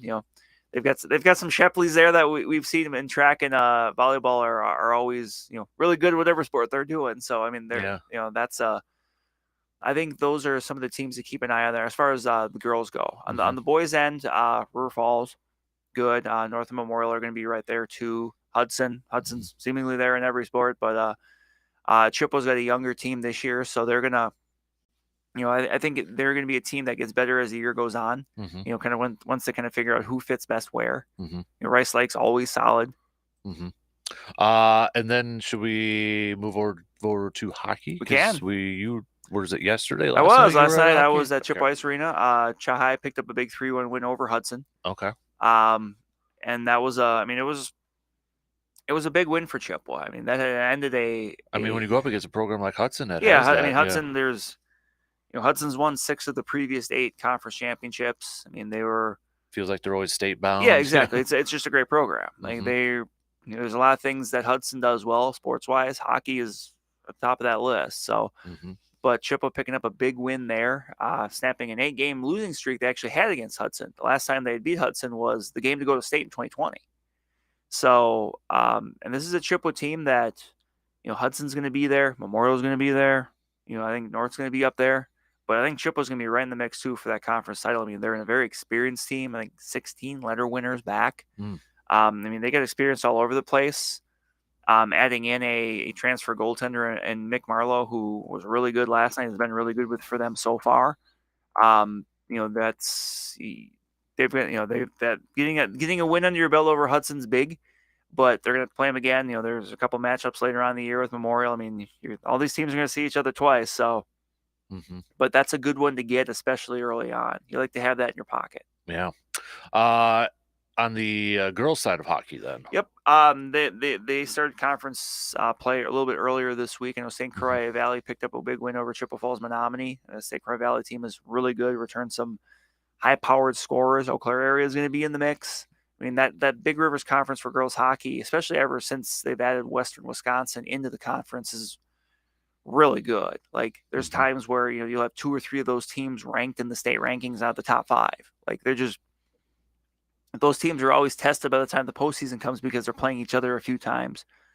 So, and actually, you mentioned holiday tournaments, and we'll get to that obviously later this month, which we can now say because it's December. Yeah. But Eau Claire area is hosting a tournament later this month, so there'll be some girls games at Hops. Okay, nice. So that'll be something I'm sure I'll be keeping an eye on here later this month once we get to the end of the month. But we just got the beginning of the month, so we got a lot of time before we get there. So absolutely, I know wrestling. We were talking a little bit about it off the air, but the North Classic is next week. Yes, the Husky Invite is next week, and that's always a big deal. That's kind of the first big event around here. And some teams got underway last night, and Chippewa Falls hosted a quad, so it's them and 3 other teams. And Chippewa won all 3. They beat Eau Claire Memorial, which counts in the Big River standings. They beat Sparta, and they beat Westby. Yeah, sorry, not Toma. Westby.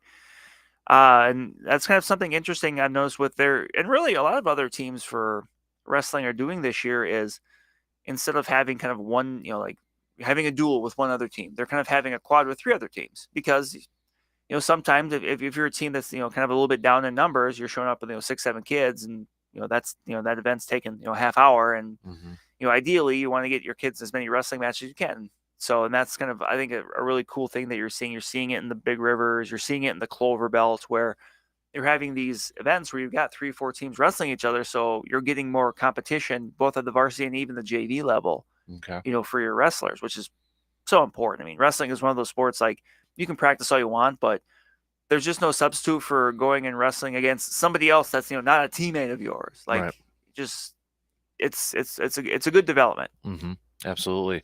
Anything else? We got swimming and diving. That's swimming and diving they're underway. Yep. I mean, you're going to really get some conference meets, especially in like the Big River starting next week. Gymnastics gets going really this weekend. Okay. And they were, Chippewa Falls McDonald brings back a good chunk of their team from last year where they finished 3rd at state. They're going to be at Wisconsin Rapids tomorrow. Okay. And gymnastics, I think those competitors are really chomping at the bit because they were a part of that group that started practice on like the first Monday you could, and they haven't played or done the events yet. So they've went like almost a full month of just practice. Yeah. So I'm sure they're rearing to go. They're rearing to go there. So absolutely. All right, B. We'll get to the Carpet City Flooring Center local spotlight coming up just past the top of the hour. Also, a reminder, Blue Gold's got a full slate as well. You can head to bluegolds.com. You got the full schedule for the next few days right up top. You got swimming and diving. You've got men's hockey taking on Superior. Wrestling's got a couple events going on as well. Women's basketball taking on Bethany Lutheran. That's tonight going up there, the first there. So the men's basketball taking on Northland College tomorrow. But speaking of the Blue Golds, we got a new episode of the Rollin' with the Golds podcast up at our website or wherever you listen to your podcasts. Speaking of hockey, we chatted with a couple of women's hockey players on the latest episode of the Rollin' with the Golds podcast. All right. Shot clock's going to cut us off here. Next hour, we'll talk some more football. We got cream of the crop. We got our new picks and predicts segments coming up. We're going to switch the times. It'll be about 8:40, 8:45 over there. So plenty more to get to. We'll be back after these quick news updates.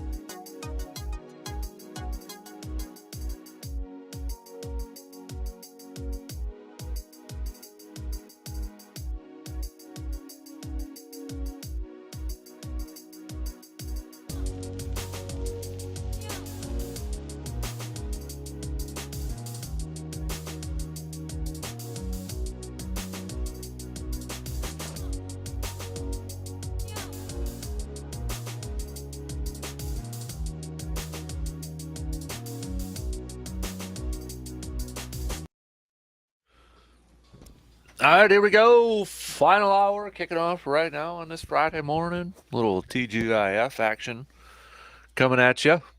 We're going to get back to some more football talk coming up here in just a little bit.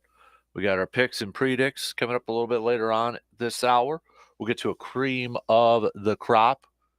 First, though, Brandon, let's give a shout out to our Carpet City Flooring Center local spotlights. So we're going to go, it's a little bit of a drive, but it's a place you and I are very familiar. But after last night, I felt compelled that we had to go this route. Okay. Gilman boys basketball. Okay. Picked up a 48-44 win over Cornell last night. Why is that significant? Well, for Gilman, it ends a 59-game losing streak. To Cornell or no, just in general? Just in general. Okay. My records don't go that far back. Okay. But dating back to, I believe, early 2021. Oh, okay. So, and actually the last team to beat was Cornell that year. So, I mean, they lost, I think it was the final 12 games that year. Is that a Highway 64 rivalry? I think it is. But, yeah, and then they had a couple of 0-23 seasons. Then they lost their opener to Thorpe, but picked up the win on last night over in Cornell. So I think that is a fitting spotlight for this one. All right, well done there. Okay, let's get back to the question at hand from the first hour from our good friend Phil from Ivy. If you're just joining us or you didn't chime in yet, chime in on this. So Phil from Ivy is also from Iowa, Brian Balaga, Iowa. He asked all of you this morning on the air. He said Iowa is known as for their pork tenderloin sandwiches, which I didn't know. I don't know either, but that's a good thing to be known for. Yeah, sounds good to me.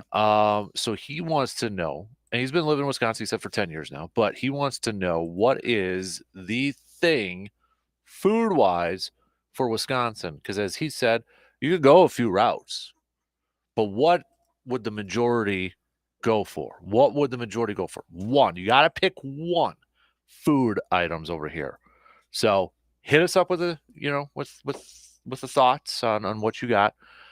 I will say this, Brandon. I thought, because we talked a little bit off the air on this, what I thought you were going to pick is not what I think you're going to pick now after talking to you. Yeah, well, because we had the discussion. And, so a popular one is going to be cheese curds. Mm-hmm.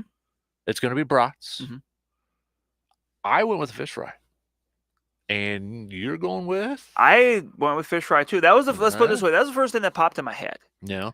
Because I'm like, well, what's something unique to Wisconsin? And I guess I haven't, eaten out enough outside of the state to know, like, are there fish fries in Missouri? Something like that. I'm sure they got fish on the menu, but is it a Friday fish fry? Right. It's the whole thing. Right. I mean, we've talked about that before. Like, it's the whole presentation. Mm-hmm. It's not just like a couple, fish fillet, or like a, swordfish or something like that, or salmon. Which I've had swordfish. Swordfish is delicious. I've never had. But it's not just taking a couple of, battered fish fillets and just throwing them on your plate and saying, there, that's fish fry. Right. Like, that doesn't work. Mm-hmm. And that's kind of the same thing with cheese curds, because there's a lot of places you can get cheese curds, but I think everyone would agree there's something special about Wisconsin cheese curds. Right. The thing that did pop in my head that I've never had, which I don't know was a thing until a few years ago, is a Campbell sandwich. Oh, yeah. I've never had one, and I don't think I have any interest in trying one, but...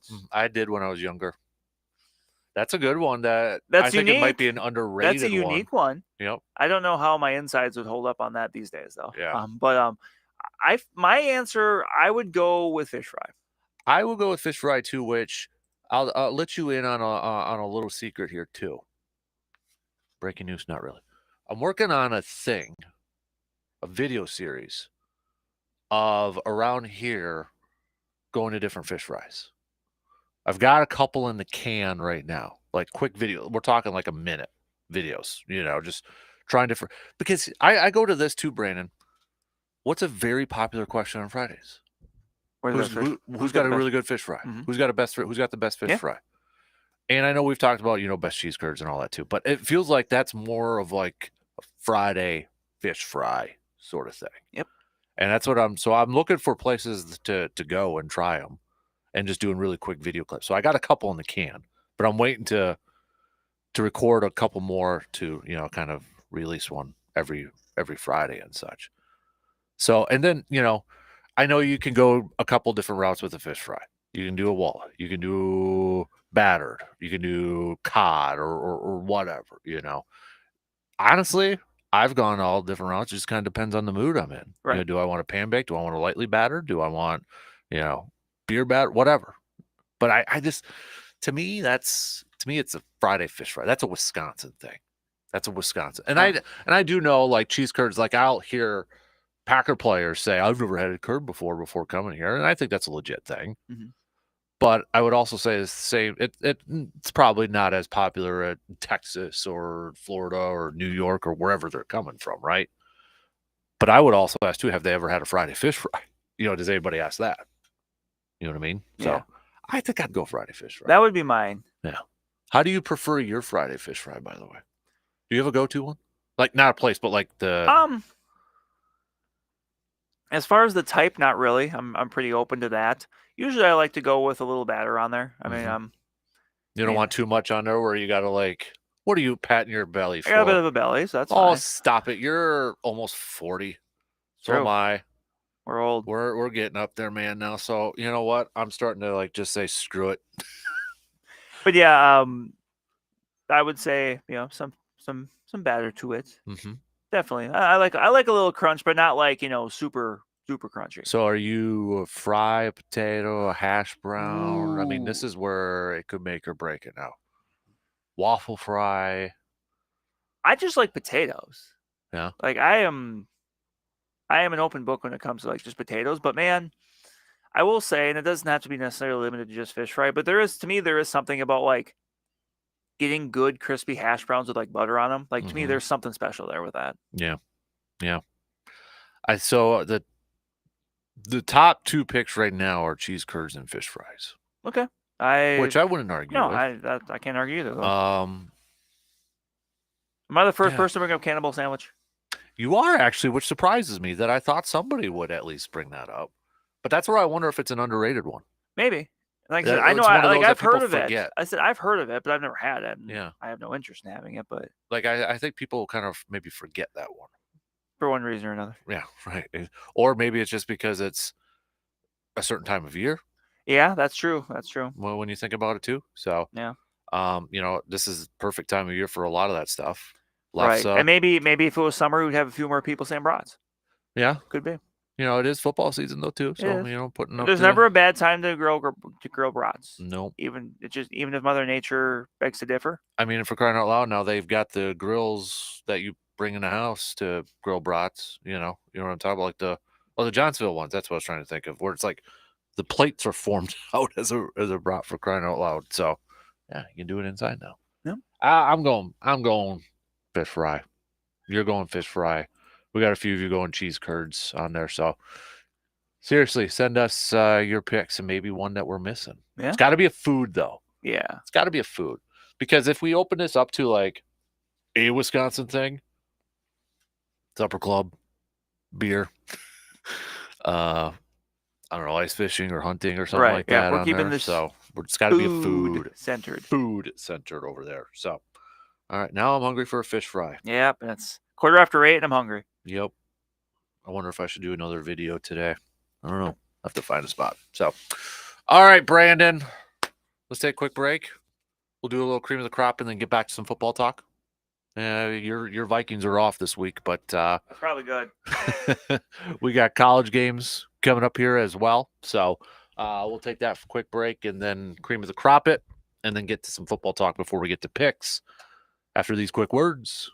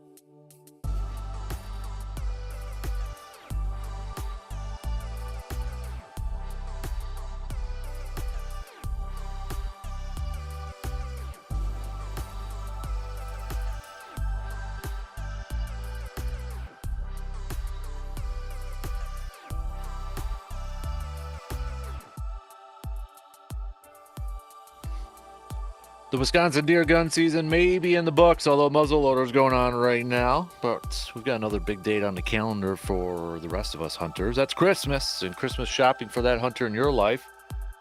Well, it just got a whole lot easier for you because all you have to do is head to Tilden Gun or visit tildengun.com. Whether you're looking for a new deer rifle or shotgun for turkey hunting, Tilden Gun has the best and biggest selection in the Chippewa Valley. And if you're looking for something in particular, they will work with you to help you find just what you're looking for. And the best part, the best part is it's all at the best prices. So this holiday season, when you're doing that Christmas shopping for that hunter in your life, think about supporting local too, because Tilden Gun is locally owned and family operated.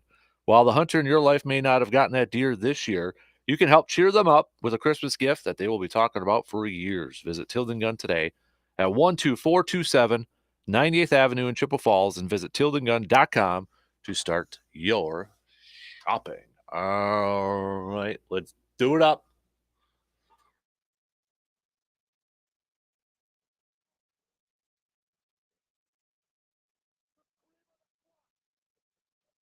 All right, Brandon, time for a cream of the crop.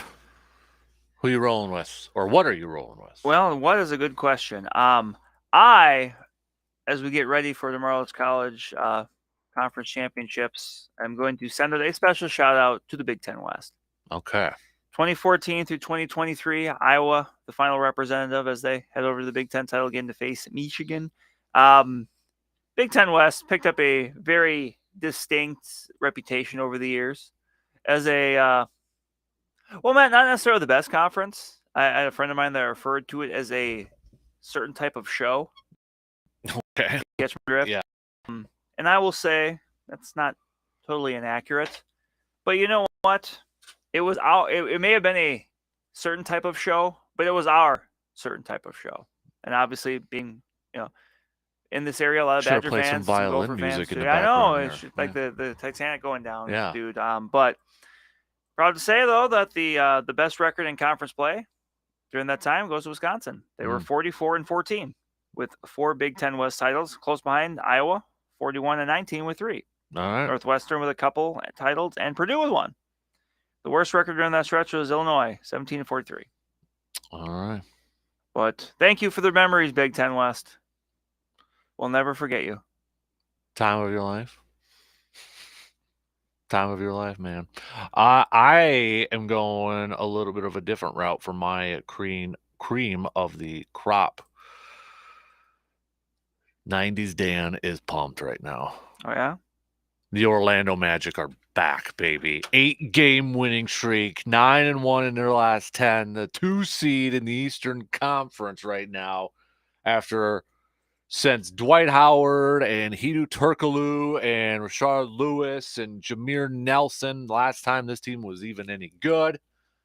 Finally, right now, they've got some talent. And right now, second in the Eastern Conference. Congratulations, the Orlando Magic. Cream of the crop. Might be the only time I say it because maybe this will, kind of fall down. Maybe, but hey, you get to say it. Come on. Wouldn't you want to see an Orlando Magic and OKC NBA Finals if it's not the Bucks? If it's not Bucks T-Wolves? Or what about Magic and Rockets? No. Revenge. Don't bring out revenge for Nick Anderson. Don't bring Nick Anderson as like an ambassador or something like that for the game. Just don't do that. I'm sorry, Nick. It's still painful. It's still painful. So that's one game I had on Game Boy that I need to find was it NBA Live 96 that the Magic and Rockets were on the cover, I think. Oh, good times, man. Good times. All right, let's talk some more football here. Illini Greg, as a Chiefs fan, I think they will win, but it'll be a close game. Chiefs have the drops, and if any rain or snow will make it worse, hope for dry weather. P.S. Where can you get a good giant pork tenderloin sandwich around Eau Claire? Anyways, well, I know Hy-Vee does have them over there, especially on Tuesdays. I actually just had their spicy one on Tuesday. How was it? It was good. It was good. Put it in the air fryer to warm it up a little bit because it was in the cold case. And Yep. Yeah, for $6. Good to know. Yeah, there you go. So, looking at this game, Brandon. First of all, NFC race is getting pretty Getting cozy. It's getting cozy, right? Seattle losing last night. They're 6-6. Minnesota's 6-6. Green Bay's 5-6. What are you doing about your quarterback position right now? Good question. You I know? think that's what Kevin O'Connell's kind of hitting the books for here right now during this bye week. Mm-hmm. Trying to figure it I out. mean, we kind of joked about it. Josh Dobbs is good for a couple weeks. And that's why when you asked me to give you a firm, full answer, I said I do not want to. I reserve the right to wait, and there's a reason for that. But yeah, it's going to be interesting because there's three very distinct, different possibilities between Josh Dobbs, Jaron Hall, and Nick Mullins. Yeah. And it's just kind of a matter of, I guess, what are you looking for? I think Kevin O'Connell said basically they want the person that's going to be able to get the ball to Justin Jefferson the best, which makes sense. Yeah. All three guys bring different things to the table, but I think you're gonna have to figure it out and kind of go with it. You can't be kind of hot potato in one way or the other. You'll just have to come to a decision and stick with that decision. Right. Yeah, it's gonna be interesting because now we got. I mean, it's not just for one spot; it's two spots here too. All right. And I don't want to dismiss the Rams either because they're right there too. And Green Bay does have the tiebreaker there, and we'll see how the NFC South race kind of plays out here as well. But when it comes to Packers and Chiefs here, Brandon, Chiefs. I was looking at some of the numbers last night too, but definitely this year the Chiefs defense has kind of been like the big reason why they're there. Top 5 in yards, top 5 in pass defense, top 5 in sacks. And, there's been question about offense. Was it last week they finally scored in the second half or something like that? Yet when you still look at it, they're still like around top 10 in yards and, passing yards, they're top 10. But I think it's just because they've set the bar so incredibly high that if you're not top 5, it's like, what's going on? And if you're not scoring in the second half, it's like, what's going on here? But it's still Patrick Mahomes and Travis Kelce. And I think anybody who thinks that, they're not playing good this year, you're an idiot. And if you're setting yourself up for that, that's a dangerous thing. It's an incredibly dangerous thing. Right. I think you said it the best. The bar is just so high with them that when they're not reaching it, they're frustrated. But I think teams that are playing them are still frustrated because that high bar is still pretty high for others to try to clear. So, yeah, I think everyone kind of assumes, especially offensively, it's going to click at some point, especially if they get to the point where receivers start holding on to the ball. Right. And that was something the Packers had to deal with a little bit earlier on this year. So, yeah. It is a lot more interesting of a game than it looked like 2 weeks ago. I feel like, I actually feel a little bit better. I'm already tipping my pick. I'm picking Kansas City for this, but I do feel a little bit better about this game. Right. It's not like a must win. Like they have to kind of like that Philly game where last year, but I mean, granted the Packers end up going on a bit of a run to make that last game meaningful, but a game where it's like, there's absolutely, no way about it. They have to win this. No, they don't. And, this one now suddenly they don't. Right. Had they lost to the Lions, then maybe. Yeah, that's where I thought if they win one of those two, right, they had a shot. And obviously the Lions one was a little bit more important because of conference tiebreaker matchup scenarios and that. So, but yeah, I feel a little bit better about this one. Yeah. I do think the biggest matchup or key matchup in this game is how that Packers interior offensive line of Myers and John Runyon Jr. are going to slow down Chris Jones.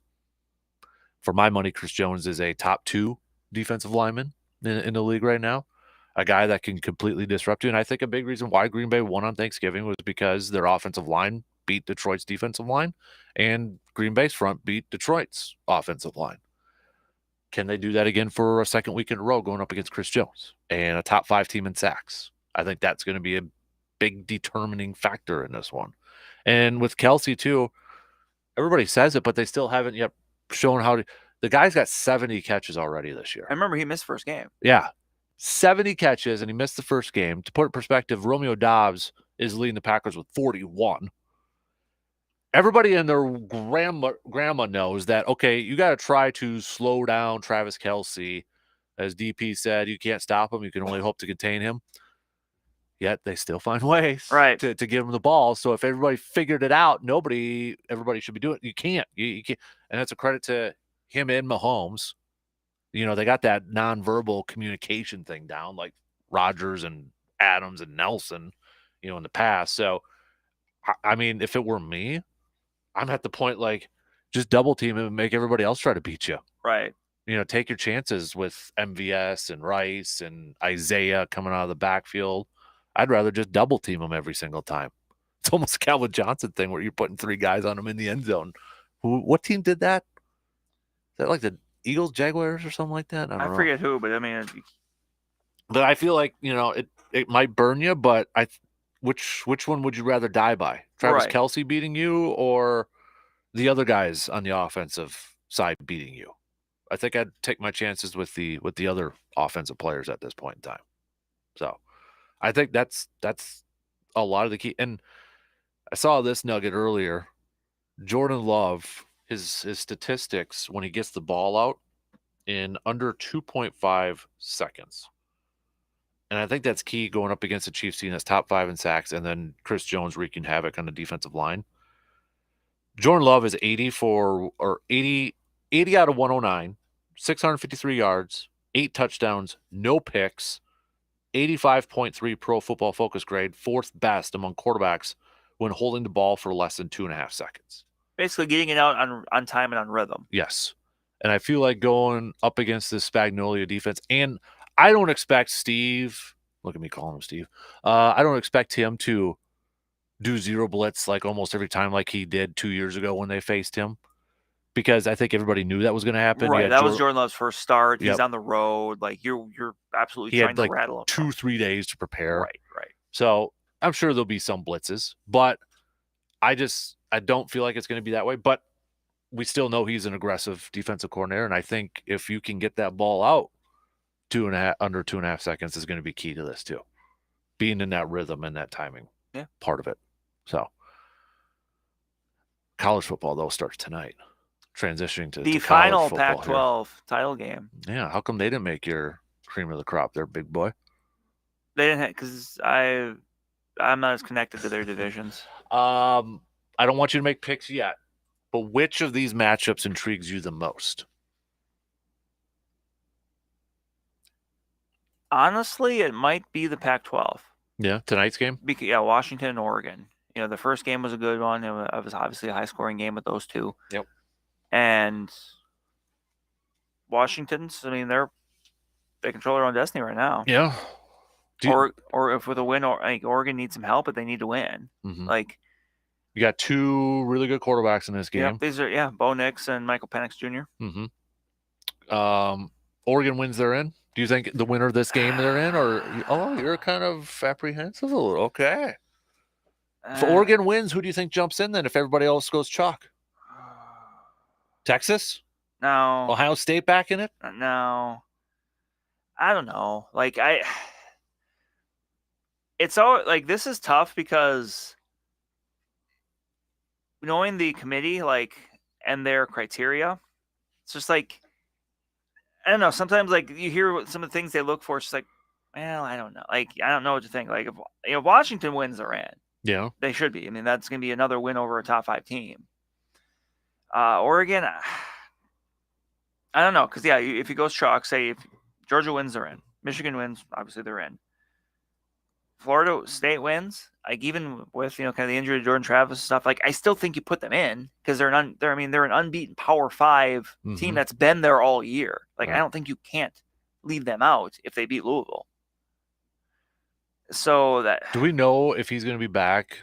I don't know offhand. Okay. But yeah, if Oregon wins, I feel like they would jump. They have to jump up to 4 then if there's chalk with Georgia, Michigan, and Florida State. Of any upset on here, now again, don't make your official pick, but of any upset on here, we're looking at Oregon upset. Let's take away the Oregon Washington one because that's really close. But let's say Alabama beats Georgia, and Iowa beats Michigan, and Louisville beats Florida State. I think we'd all agree if Louisville beats Florida State's out. Yes. If Iowa beats Michigan, is Michigan out? Don't think so, but they're on the line. They're on the fence because then it's going to come down to Michigan versus Ohio State. Well, what do you weigh more? Right. Michigan lost to, in theory, a worse team, but Michigan also beat the team that they're battling just a week ago. And that would be interesting too. Let's say Iowa beats Michigan and then Alabama beats Georgia, but Texas beats Oklahoma State, because you almost have that same argument. Yeah. Alabama beat Georgia, but Alabama lost to Texas. Right. So in some ways, I'm kind of cheering for that just for the chaos. Yeah. But yeah, there's intrigue. And What remember, do you want? Oh, go ahead. I was gonna say, remember next year there's 12-team playoffs, so this Yeah. isn't as prominent. Right. I mean, you're probably talking about like teams wanting a bye, Mm-hmm. but it's different. What, again, don't make this your official pick yet. What would be the final four that you personally want of the teams remaining? Probably, I mean, it'd probably be pretty close to chalky. Actually, no, I take that back. Because we don't know about Travis, the quarterback from Florida State. If he can't play, then I don't know how much of a shot they've got. So I would say Georgia, Michigan, Washington, and then who sneaks in that 4 spot? I'll tell you the one team I want in there. Texas? I'd like to see Texas in there. See, I am all about, I want to see good quarterback play. You know, when we get to this level, I want to see really good quarterback play. I want to see, you know, the names out there, the guys that we might be seeing one day in the NFL. Mm-hmm. Quinn Ewers. Heck, does Arch Manning make an appearance at some point? You know, come on, let's give Paul Chryst a little love helping out on the sidelines there too. I know people got some problems with Texas and all that, but one, it's different. It's been a while since Texas has been here. Yeah. Let's be real. So, and for me, it boils down to my biggest gripe, and I know David Bakhtiari went off on a tangent on this a week ago. I don't know if you saw it, where he pretty much called out that college football is awful to watch. It's just awful to watch because of poor play, talent, you know. And to me, one of my issues with that, though, is quarterback play. And we're spoiled in the NFL because we're watching sometimes 32 the best quarterbacks in the world. But you know, I think a big reason why is because quarterback play at the NFL compared to a lot in college is the gap is huge. It's massive. And that's where, when it comes to these, I like watching good quarterback play. That to me, and that's where I'll agree with Bakhtiari in a sense, that some of these games are kind of boring and poo-poo because of quarterback play. You know, so that's why when it gets to these four, I want to see the quarterbacks. You know, I want to see those guys in action. That's why I would like to see Texas in it. Understandable. Over there. So, but I know some people don't want to. I want a little chaos for that last spot, though. Yeah. Because then there's so many, you know, cases you can make, and then there'll be some people mad, and because, you know, some of the people that will be mad or, you know, cheer for teams I don't necessarily like, I'd be happy to kind of see them a little bit mad because they didn't get in. So if Washington beats Oregon, they're in. Yes. Georgia beats Alabama, they're in. Michigan beats Iowa, they're in. Louisville beats Florida State. Mm-hmm. And then Texas beats Oklahoma State. Does Texas jump over Ohio State to get in that 4? Because Ohio State's now in play. Yeah, I don't know if they do. Because taking a quick peek at Texas' schedule, they've got the win over Alabama. Otherwise, their best wins are they have the win over Kansas, who obviously we have a lot of love for, but Kansas 8-4. They just lost their offensive coordinator to Penn State. Right. Kansas, they have an overtime win over Kansas State. Mm-hmm. Kansas State's 8-4. So, like, does that compare to Penn State's wins, to Ohio State's win over Penn State, who's a New Year's 6 team? Mm-hmm. I don't think it does. You know, that Alabama win's a good win. Yeah. But if Alabama loses again, then they're kind of on equal footing, and I think I would still give the edge to Ohio State. Another scenario I'll give to you, then we'll make our picks after our break here. Oklahoma State beats Texas. Louisville beats Florida State. Alabama beats Georgia. Does the Alabama get in the top 4? They might, like, because I feel like they've got a shot because it's Alabama and Nick Saban, and they could beat Georgia. Mm-hmm. If they were not just beating Georgia, beating Georgia stay into it's yes. top 4. I think so too. Yeah, and not just beating Georgia, but you're beating a number 1 Georgia that's won the last 2 national titles. Like, there's an little extra panache that comes with that, and I think that would be enough for them if that scenario worked out the way you said, especially if they won like pretty impressively. The only downfall in that whole thing I could see is that those two would face each other in a national championship game, because I feel like they would be seeded 2 and 3. Yeah, because Michigan would move up number 1. Yep, and then Washington probably 2, Oregon 3, or then Georgia 3, then Alabama 4. Yeah. So Boy, that'd be- Michigan and Alabama would be a yeah, ratings bonanza. yeah. Actually, I mean, obviously they both will, but And then Washington, Georgia, and Georgia will win that. And then if Alabama beats Michigan, and then we got another Georgia Alabama national championship, which it'll draw ratings, but I know but hey, there'll if that's the way it works out, I mean, that's because they're the two best teams then. Yeah. Like, you know, I feel like that's gonna happen. I got could this see that. weird Yeah, I could see feeling that. in my stomach. I could see that. Better chance to win Louisville or Iowa. Man, I'd feel more comfortable saying Louisville if they didn't just lose last week. Yeah. Because yeah, Jeff Brahma's done a really good job there. Like that was one that right off the bat, like that's gonna work out well. Mm-hmm. But I'm gonna still say Louisville. Like I could see a scenario where Iowa wins because I think it's They can slow it down. they Michigan being a physical team, I think Iowa can hang with that. Yep. But they're not gonna be able to win that game scoring 10 points. Mm-hmm. Yeah. Like they're gonna have to find a way to break a big play to do something. Like I think this is a game where they're gonna really miss not having Cooper DeJean. Mm-hmm. All right, shall we? Let's take a break, and then we will make our official picks. We've got college football. We've got the NFL. We also got college hoops. Big game tomorrow, too. We'll be back after these quick words.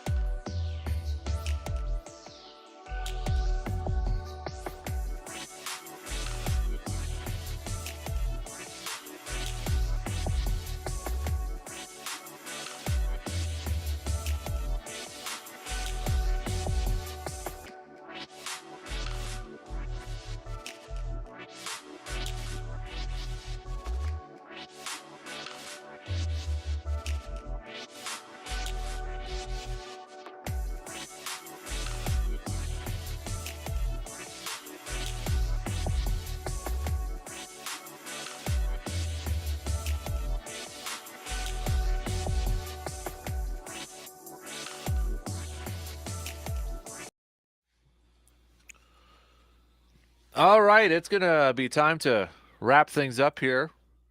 We're going to have 2 episodes of the Man Cave podcast dropping later today.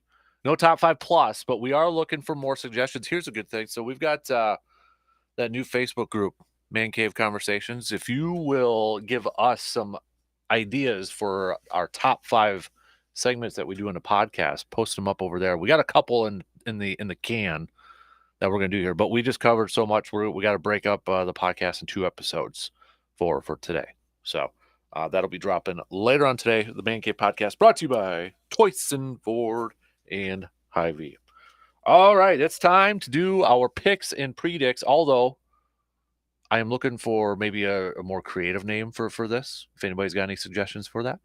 But shout out, we got a new partner, The Elbow Room, where you also can get Man Cave Light behind the bar over there. So shout out to The Elbow Room over there. Fantastic sports bar. If you want to go over there and see like a legit man cave, some sweet decor. Ooh. Some sweet like Packer stuff, Buck stuff, 49er stuff over there. Go check them out over by Banbury Place over there. But we're going to be doing daily picks now at 8:45. So Fridays is pretty easy because we got so many games during the football season, right? Mm-hmm. But once that kind of slows down, we're going to have some fun bets or fun picks like, does so-and-so hit 25 points, Gotcha. in that game or something like that. So, but we got a full slate of games. Yes, we do. This is a busy weekend to pick here. So it's picks and predicts time, brought to you by The Elbow Room in Eau Claire. Let's start off with hoops. The rivalry of southern Wisconsin sort of thing. You're wearing your Badger hoodie. Marquette, number 3 in the country. Badgers, game 1 of a very difficult 3-game stretch coming up here. I don't know if you were looking at it, but ESPN does their matchup indicator, and they have it really close. I was surprised by that. Yeah. I had seen that too. So who you picking? I'm going to take Marquette. Okay. I think it's been encouraging what we've seen out of the Badgers the last few weeks. The tournament last week and then the game Monday. But I think Marquette's, you said they're ranked. They're one of the best teams in the country. Mm-hmm. Like, being at home is going to help Wisconsin. I could see this being a close game that Marquette's just able to close out and grab like a 5-point win. So okay. I will take the Golden Eagles. I was going to ask you, is it over under 10? So I'll you're go going under. Okay. I'll go Badgers, but I am going to go over 10. Let's set the line at 9.5. I'll go over. Oh, no, excuse me, Marquette. Did I say go Badgers? Yeah. Okay, yeah. The look you were giving me, that's what I get. I'm like, wait, what? Wait, yeah. So, no, I'm going Marquette over. If we set the line at 9.5, over 9.5. I feel like it's going to be one of those games, though, too. I could see where it gets over 10 because of the free throws at the end. Yeah. They're following and trying to catch up and that sort of thing. So, let's move to college football, starting with tonight's. Should we do all of them since there's not a whole lot? Let's give a little love to New Mexico State and Liberty. Number 24, Liberty. You know what? I'm going New Mexico State. I'm going with Jerry Kill. Guy's done a fantastic job there. He was very close to being my cream of the crop. Yeah. That New Mexico State team is legit. Jerry Kill, great coach. I'm going to say that they pull off the little upset here. I'm going to go Liberty. I'll go Liberty in this one. I'm going to go chalk in it. All right. You know what? Let's save the big ones for towards the end here. I'm not going to go in order here. So, no offense. Miami of Ohio at Toledo. Toledo. I'll go Toledo, too. Boise State at UNLV. UNLV. I'll go Boise State. SMU at Tulane. Tulane, all in on Mr. Coach Fritz over there. They've done a great job with Tulane. I'm going Tulane as well. Appalachian State at Troy. Troy. I'm going Troy, too. So, all right, here we go. Oregon, Bo Nix at Michael Penix Jr. Well, versus. Well, yeah, but it's at. No. Well, I know it's in Vegas. That's right. Because they say at, but it's in Vegas. Yeah. So, Michael Penix Jr. and Washington. I'm going to take Washington. They already beat him once. I know it's going to be tough to beat Oregon twice. Mm-hmm. But I really like this Washington team. I like Michael Penix a lot. Mm-hmm. I mean, he's a guy that would not mind him being a Minnesota Viking next year. Ooh. But. Well, he's also like playing in his 6th year of college football. That's true, but he's only like 23 still. Is he only? Okay. He's not very old. Like it's not Mhm. like he's out. He's not pulling like a Jason White out there with Oregon or Oklahoma Chris back in the- Winkie. or Chris Winkie. But yeah, I'm gonna take Washington in a high scoring game, like a 42-38.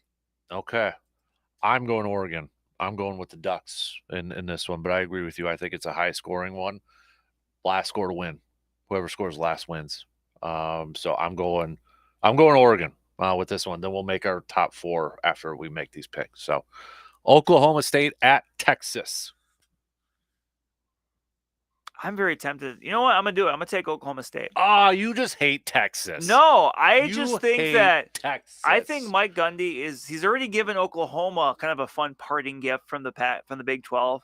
I think he gives Texas a fun parting gift from the Big 12. Just kind of twist the knife a little bit. Mm-hmm. How dare you? You're almost 40 and a man, sir. Then you can. Thank you for. It's getting a debatable. reference. It's debatable which one I'm almost.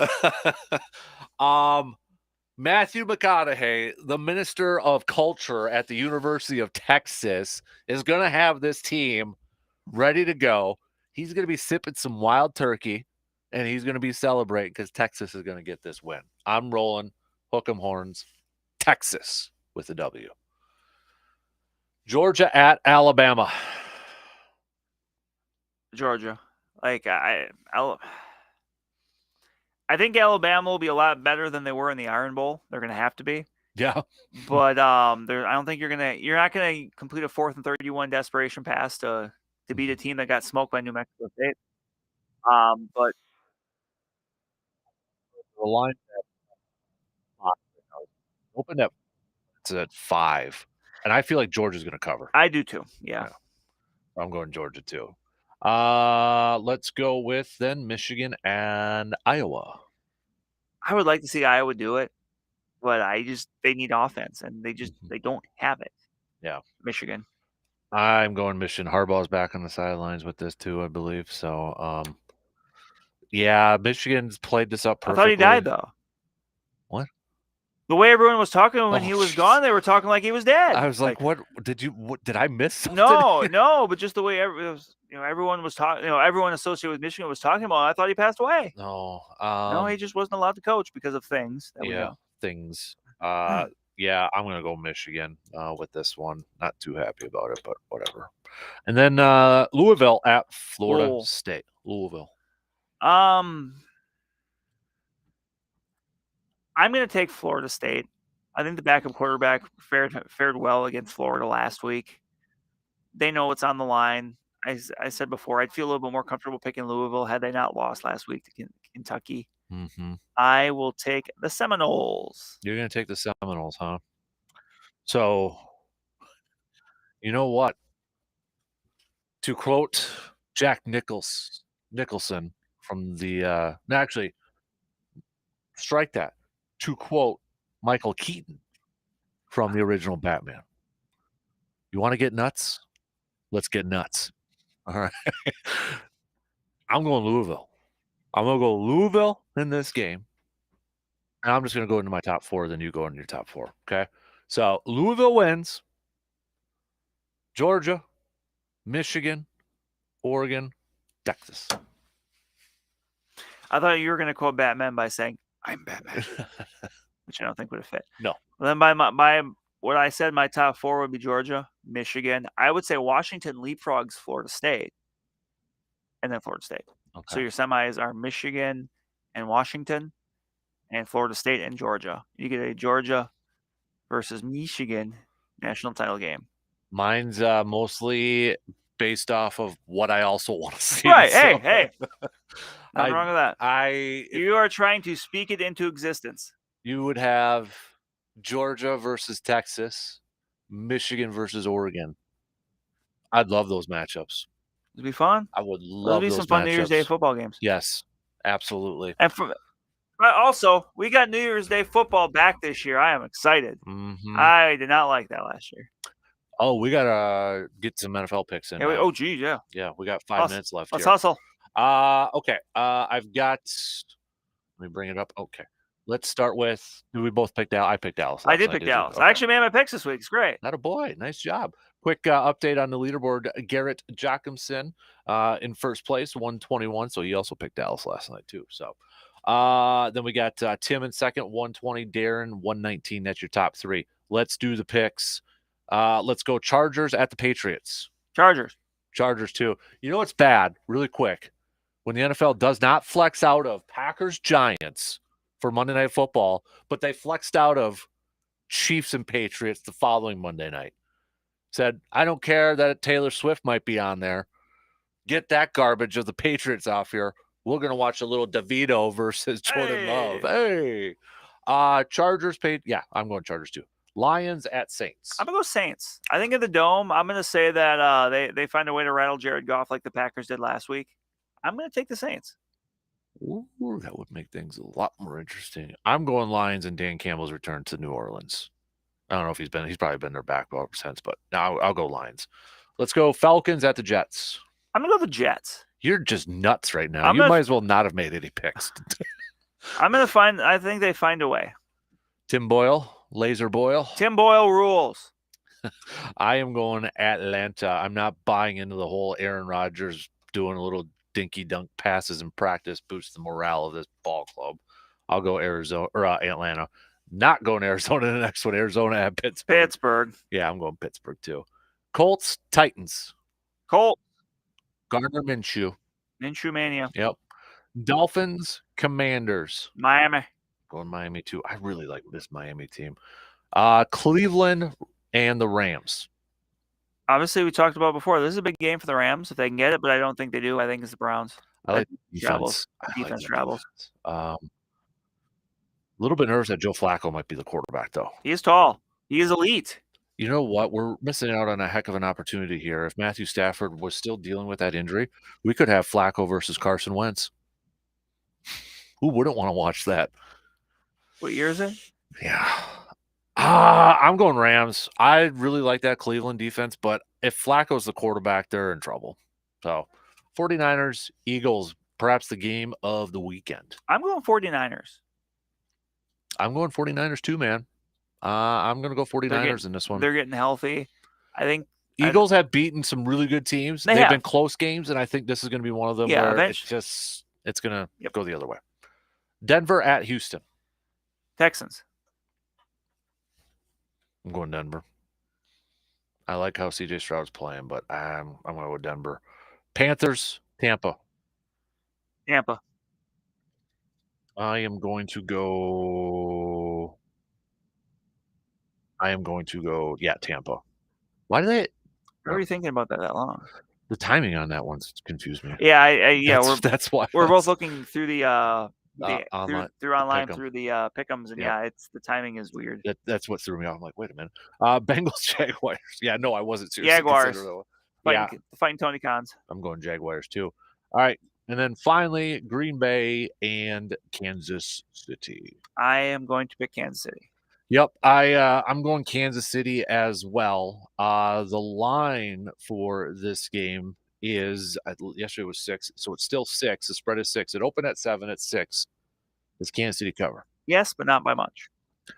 Yeah, I think like a 9. Yeah, I was thinking like a 30-20 kind of game, or like a 20, something like that. Yeah, but it's a game that's close going into the fourth. Kansas City gets a touchdown, they get like a turnover, and that's kind of the difference. I agree.